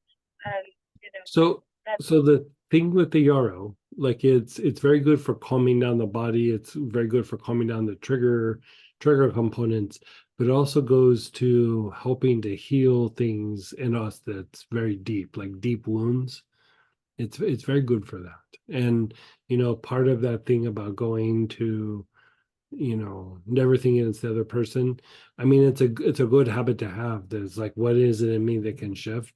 But at the same time, sometimes we go to our inner wounds to see like, what can I address in the wound, And so the yarrow will help to soothe some of those things in those deeper wounds. Thank you. We all got them. Everybody's got them. It's just, some of us have less scar tissue from them than others. Yeah. Thank you. I really appreciate it. Yeah. And then go ahead, Lolly, then Donita. Hey, Lolly. Hey, just a couple of things. The new blend that you mentioned when asked about the migraines, the alley with the melissa and the chamomile. So that's something that can be taken internally, right? Yeah. And it has rum and chamomile. So would that be the same as other like blue oils that you have to? No, it doesn't have quite the azulene content that other ones do. Yeah. Okay, so that's Roman chamomile you could take every day for the rest of your life. Oh, okay, perfect. And then, so would that be helpful for somebody that has basically multiple issues like adrenal fatigue and had like issues with her Adrenal fatigue, probably not so much. I mean, it would help calm the body down, but it's not going to address the adrenal fatigue. The adrenal fatigue, you'd still have to kind of treat with, rosemary, basil, camphor, sage, things like that. But also thyme, like different kinds of thyme will work. And then like ashwagandha, the herb ashwagandha. Can be helpful there. Even Shazandra can be helpful for that. What the thing with this one is that in addition to the adrenal fatigue, she had surgery, so she had her ovaries taken out a few months ago. So basically, there is an issue with the estrogen production. And the person that she was talking to, she works at like a physician's office. They said something about like the adrenals are overworking. She also has like bipolar issues. She has like so many things. She's on between 40 and 60 pills a day. And I mentioned all these oils at a session with her earlier today. And she reacts well to like, energy healing or whatever, but then she's taking all these things, but something is clearly not working too well because she's making that's going to be a progress. lot of little movements, getting her to a place. I would not throw a bunch of things at her. I'd throw like one or two things at her and let her kind of do it and process it, integrate it. And what I mentioned mostly was actually sage, because I think she can benefit from that a lot. And it's like an easy, inexpensive. Sure. Yeah. But I mentioned a few other things as well. But and just because you mentioned that blend, I was like, okay, let's just check. Okay, thank you. Yeah. And then what would you do? Somebody who's had cancer, early stages, she had that removed, breast cancer, had that removed, everything is okay. It was like the surgery was a month ago. Because they weren't sure, they also removed a couple of the lymph nodes. Everything is fine. She's making great progress. Like she's healing really well. But still the lymph nodes, what would that, because the area was really inflamed and there were a lot of issues and she couldn't move the arm. And I've done some healings on her and she's doing so much better. But my train of thought is, how is that affecting the body right now? Is there anything else that needs to be done? I would put helichrysum on those areas. Was there chemo or radiation? She doesn't even have to do that. Okay. But she's getting healings. Helichrysum on the area where the surgery site was, and on that shoulder area, because there is a little bit of a, like more on the front side than anything. Yeah. And then after a few weeks of that, I would switch over to terebinth and then use terebinth in that area. But I would also still keep treating the pattern of the cancer in her body for a little while. The cancer has been resolved and it's a month out, but my rule of thumb is like I still treat it for like up to 2 to 3 years.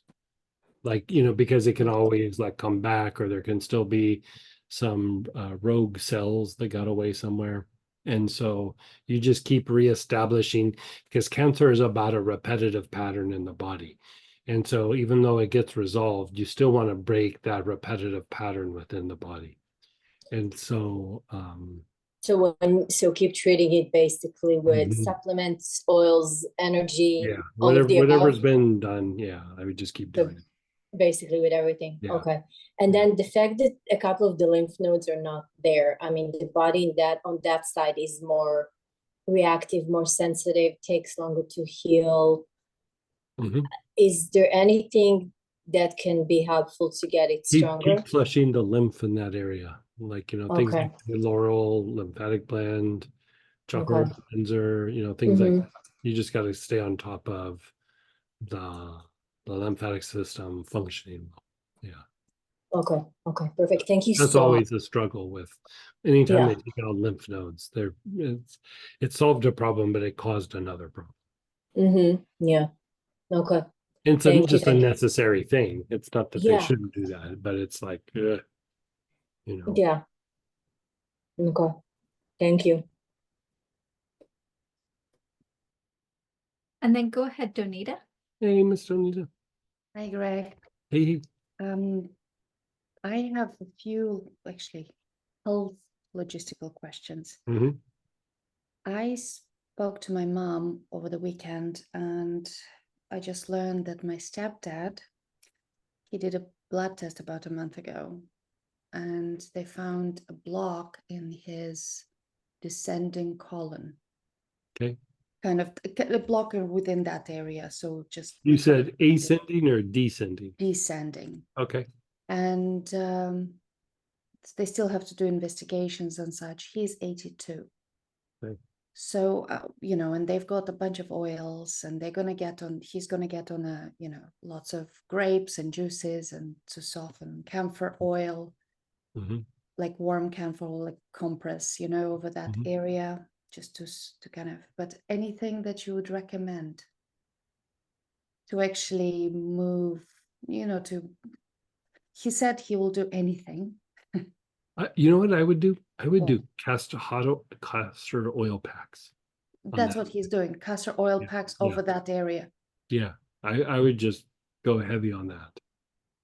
How heavy? I mean, they don't have the packs, so it'll just have to be the oil with warm and yeah, that works. I would do it 3 or 4 times a day.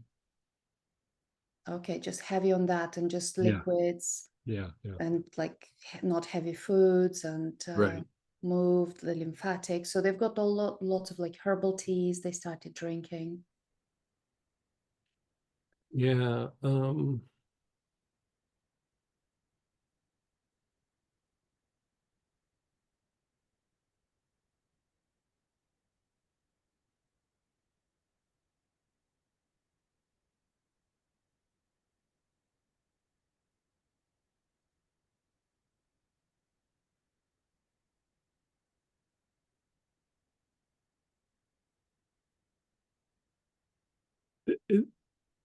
Is there like a history of diverticulitis in that area? I have no idea. Yeah. And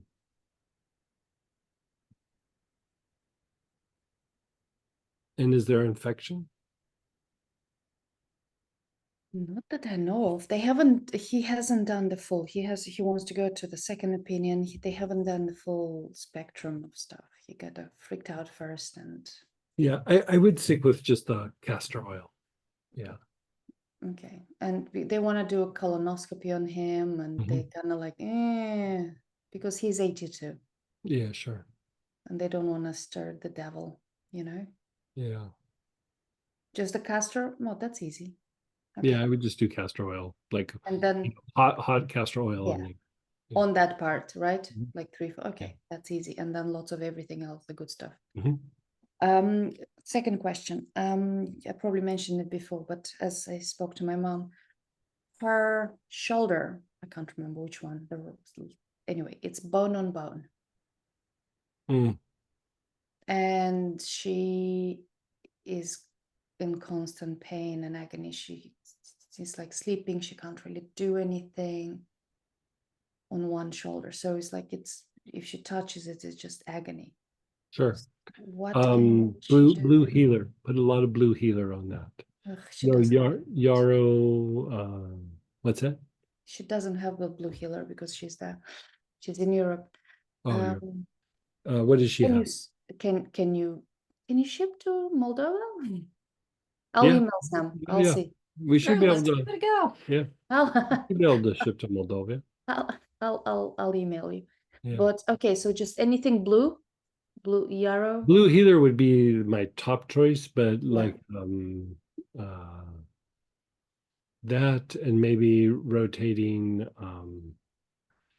terebinth again into that. Turmeric might actually be a thing you could rotate in there, and then internally black seed. I told her black seed. I sent. I would actually do galbanum and black seed, galbanum and then black, galbanum can even be just worn. I told her to put a drop of galbanum on the wrist daily. I would probably do 3 or 4 drops a couple of times a day. Yeah. If she's in Internally? that much pain. Yeah. If she's in that much pain. Okay, well, she only has a little bottle. That's why I kind of Oh, spared I see. I told see. her. Yeah. But if you can ship it to that Yeah. place, that will be. I'm sure. Let's So give what's- it a go at least. Yeah. I mean, there's a few We haven't places tried Moldavia yet. where we can't ship just because of customs being so much of an issue. Oh But yeah, welcome to it's Moldova. usually not Europe. You'll be surprised. Yeah. That's a very exotic place Is it really? for Europe, for the customs and all that. So you said just in case, terebinth, turmeric, galbanum internally, and then black cumin. No, the terebinth, turmeric, and galbanum can all be topical.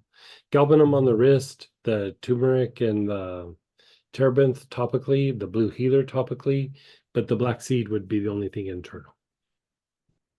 Black seed internal. Okay, because galbanum she has, she's got, and I told her on the wrist, and then she can do topically, right? On the, okay. Perfect. I actually told my stepdad, both of them, to take black seed. Yeah. I mean, with any time things are bone on bone, reducing inflammation and strengthening lymphatic function is full-time job. Perfect. Yeah. Okay, one more other question. You mentioned it before, but in through one ear, out through other. And actually I need that too because I have bad endometriosis. A friend of mine, she just had a cyst. Thought she was freaking out because she thought it's cancer. So she had the surgery. She's got horrible endometriosis. And there is no cancer, just horrible endometriosis. Yeah, endometriosis is very uncomfortable. Yes, what you said once. Yeah, so you use tarragon in a base of tamanu, and then you apply it. So basically, you make an ointment of tarragon and tamanu being the carrier oil, and you apply that down on the lower abdominal area. So down below the navel, down to like the underwear line. Yeah. And just doing that a couple of times a day. And I find it makes women like much more comfortable, but it also will a lot of times even reduce some of the endometriosis. Okay. Yeah. There's been times where I've made endometriosis completely go away. Using that. Yeah. Like So that healing. She lives in New Zealand. Mm-hmm. You can ship that and Should be. the man there. I get things from New Zealand, so it should go the other way as well. Yeah. Okay. And that's how many times a day would you? At least once, if not twice. Okay. And that's probably for me too. Yeah. Okay. And that's it. That's all my logistical questions. I just wanted to share that we had 3 house showings. Oh, how did that go? 2 yesterday, 1 today, so I'm exhausted. Yeah. And I have another new mama with 3 kittens in my office. Don't ask me. I woke up in the garage this morning with them. So what do I do to speak to the cat gods to kind of you got me there. Yeah. Huh? You got me there. I don't know. To not send me anymore. Right. How did the house showings go?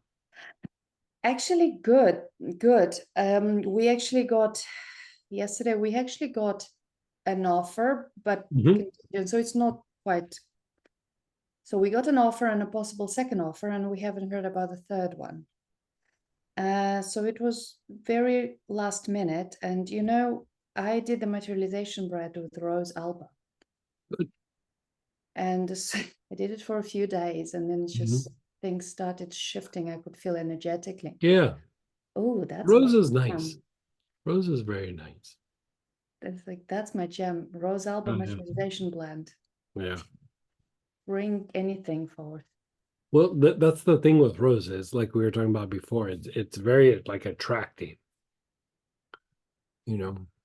but in a very gentle, because what I Yeah, was very noticing gentle. is Yeah, yeah. that my intellect, you know, like we had a showing today at noon. I woke up, like we found Mama with the kittens in the garage, and I was like, oh my God.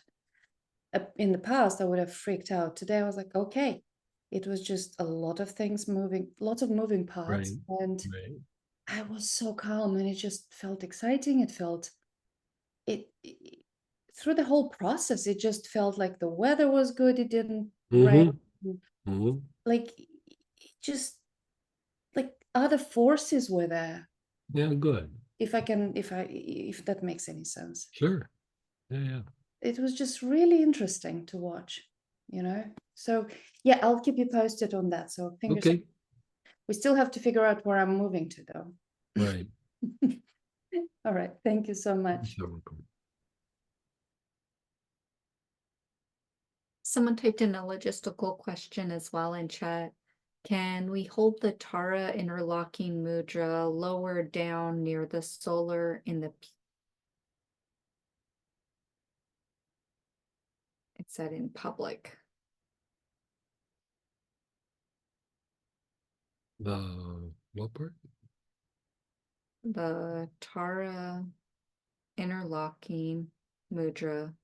Oh, that one's not Tara. Like I think you're talking about this one, yeah. Let me show you. I think this is the mudra you're talking about. You can type in yes or no. Yes. Don't put it on your solar plexus. It needs to be on the heart. I mean, you could do it in public, but I wouldn't be like active doing things while you're doing it. It's about like being still and kind of relaxing and going inward. And so,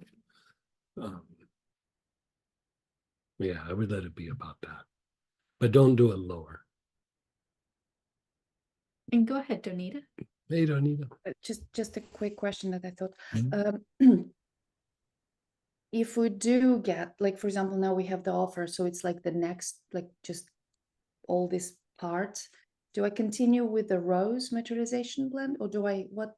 Yeah, I would continue with the rose. Yeah. Anything else you would I would like that. I would keep, you know, especially it's kind of working, keep making that whole situation attractive until, you know, they're moving in and you're moving out. You know what I mean? Okay, so in just like my home, so it's like there is no, because there's the moment even with this offer, it's not good, but there's just a lot of, they want the property, but they haven't sold their property yet. So yeah, until that situation keep sniffing rose. like, you know, the thing that I always like in situations like that, it's like, yes, this could be an opportunity, but don't put all your eggs in that basket. Like, you know, of course, develop that situation, but it's still on the table, and other people or other opportunities still need to be attracted until it's a done deal. Perfect. So keep okay, rose out my Yeah. thoughts. Okay, perfect. Thank you so much. You're so welcome.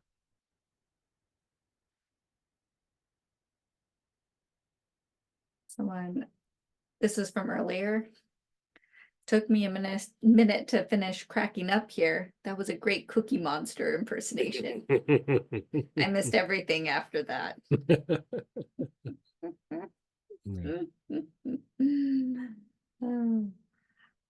Does stevia in strong lemon water change the effect of No, lemon? that should be okay, actually. Yeah, you almost got a little bit of a lemonade effect there. And they were saying, as far as the mudra goes, in a church, for example. Oh yeah, that's fine. Yeah. Yeah, but like keep it on the heart. Don't go down to the solar plexus. Like if you feel you have to hide it, then I wouldn't do it. Like you know, like put it up like on the heart, like up. Not even low heart, but like middle to upper part of the heart. Right, I'm just checking and seeing if I missed any more chat questions. Good questions today, guys. Earlier, the great invocation was mentioned. Robert did post that in the chat as well for you guys. And I think I've gotten through everything. I think you did great. think we got all our questions today. Yeah. Not a lot of time. Do you want to say anything for the next minute? Yeah, what can we do for the last minute? How about you just close your eyes for a moment? And let's just try something.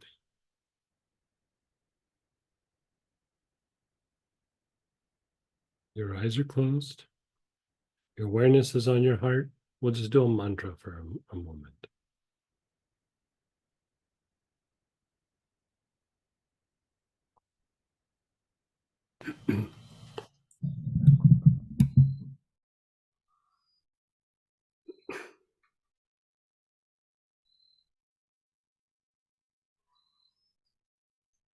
Om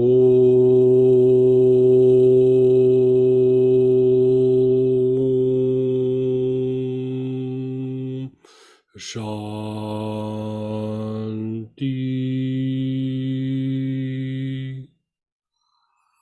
Shanti.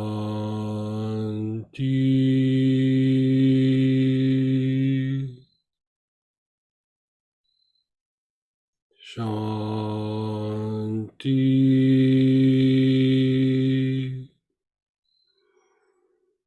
Om.